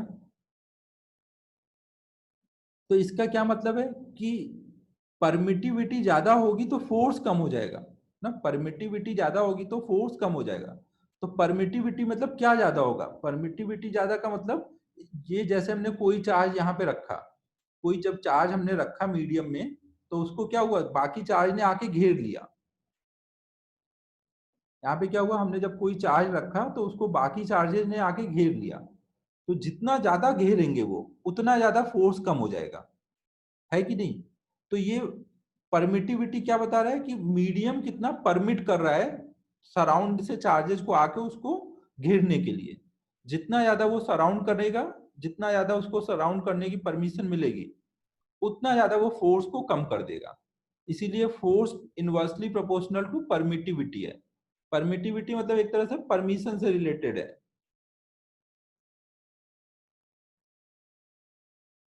ठीक है, समझ लो मैं क्या बोल रहा हूं। परमिटिविटी मतलब क्या है कि it is ability of medium है टू सराउंड अ चार्ज, उसको कितना वो परमिट कर रहा है। जितनी ज्यादा परमिटिविटी होगी उतना ज्यादा मीडियम के चार्ज, जो चार्ज रखा गया है मीडियम में, उसको घेर लेंगे और फोर्स कम हो जाएगा।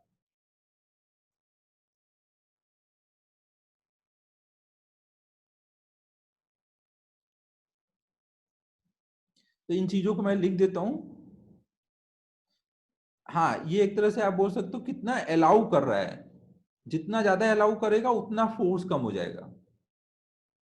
चार्ज को घेरने के लिए कितना ज्यादा अलाउ कर रहा है ना।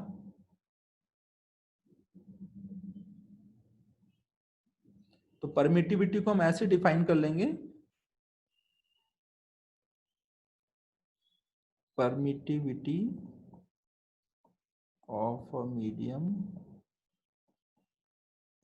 is related to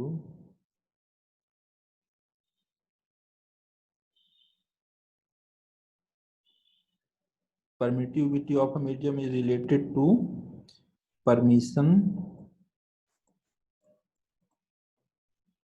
given by medium to surround to its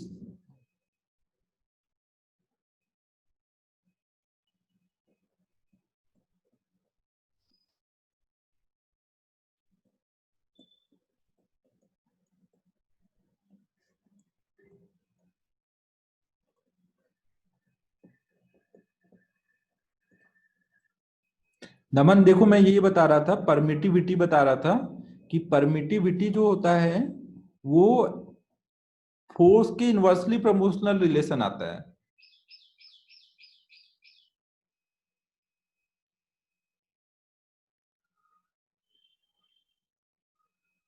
ना, फोर्स के इनवर्सली रिलेशन है।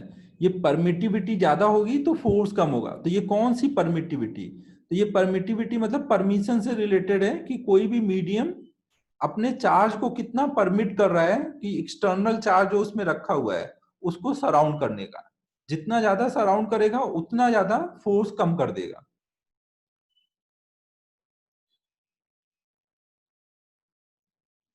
ठीक है, सबको क्लियर है? तो परमिटिविटी का एक आइडिया हो गया ना। और डाइलेक्ट्रिक कांस्टेंट या रिलेटिव परमिटिविटी क्या है? डाइलेक्ट्रिक कांस्टेंट या रिलेटिव परमिटिविटी क्या है? ये वो फैक्टर है जिससे फोर्स कम हो जाता है जब हम कोई चार्ज को मीडियम में डालते हैं। तो इसको हम ऐसे डिफाइन कर लेंगे, डाइलेक्ट्रिक कांस्टेंट और रिलेटिव परमिटिविटी दोनों सेम चीज है ना। Relative permittivity is factor by which force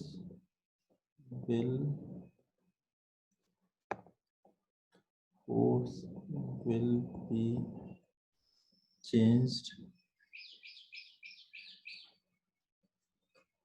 when charges are placed in medium.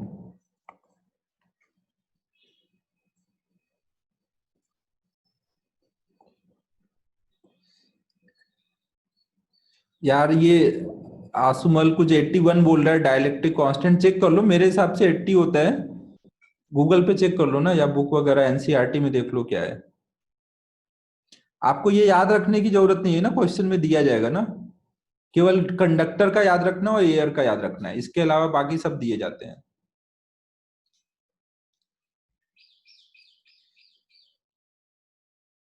ठीक है, यहां तक सबको क्लियर है ना?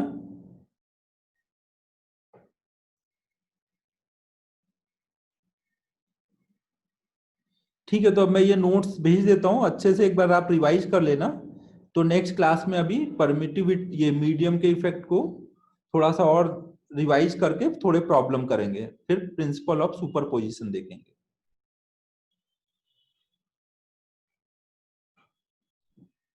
ठीक है ना? नोट्स में अभी तुरंत डाल दूंगा। अगर कोई को वीडियो चाहिए होगा तो मुझे व्हाट्सएप पे बताना, मैं वो इवनिंग तक भेजूंगा फिर।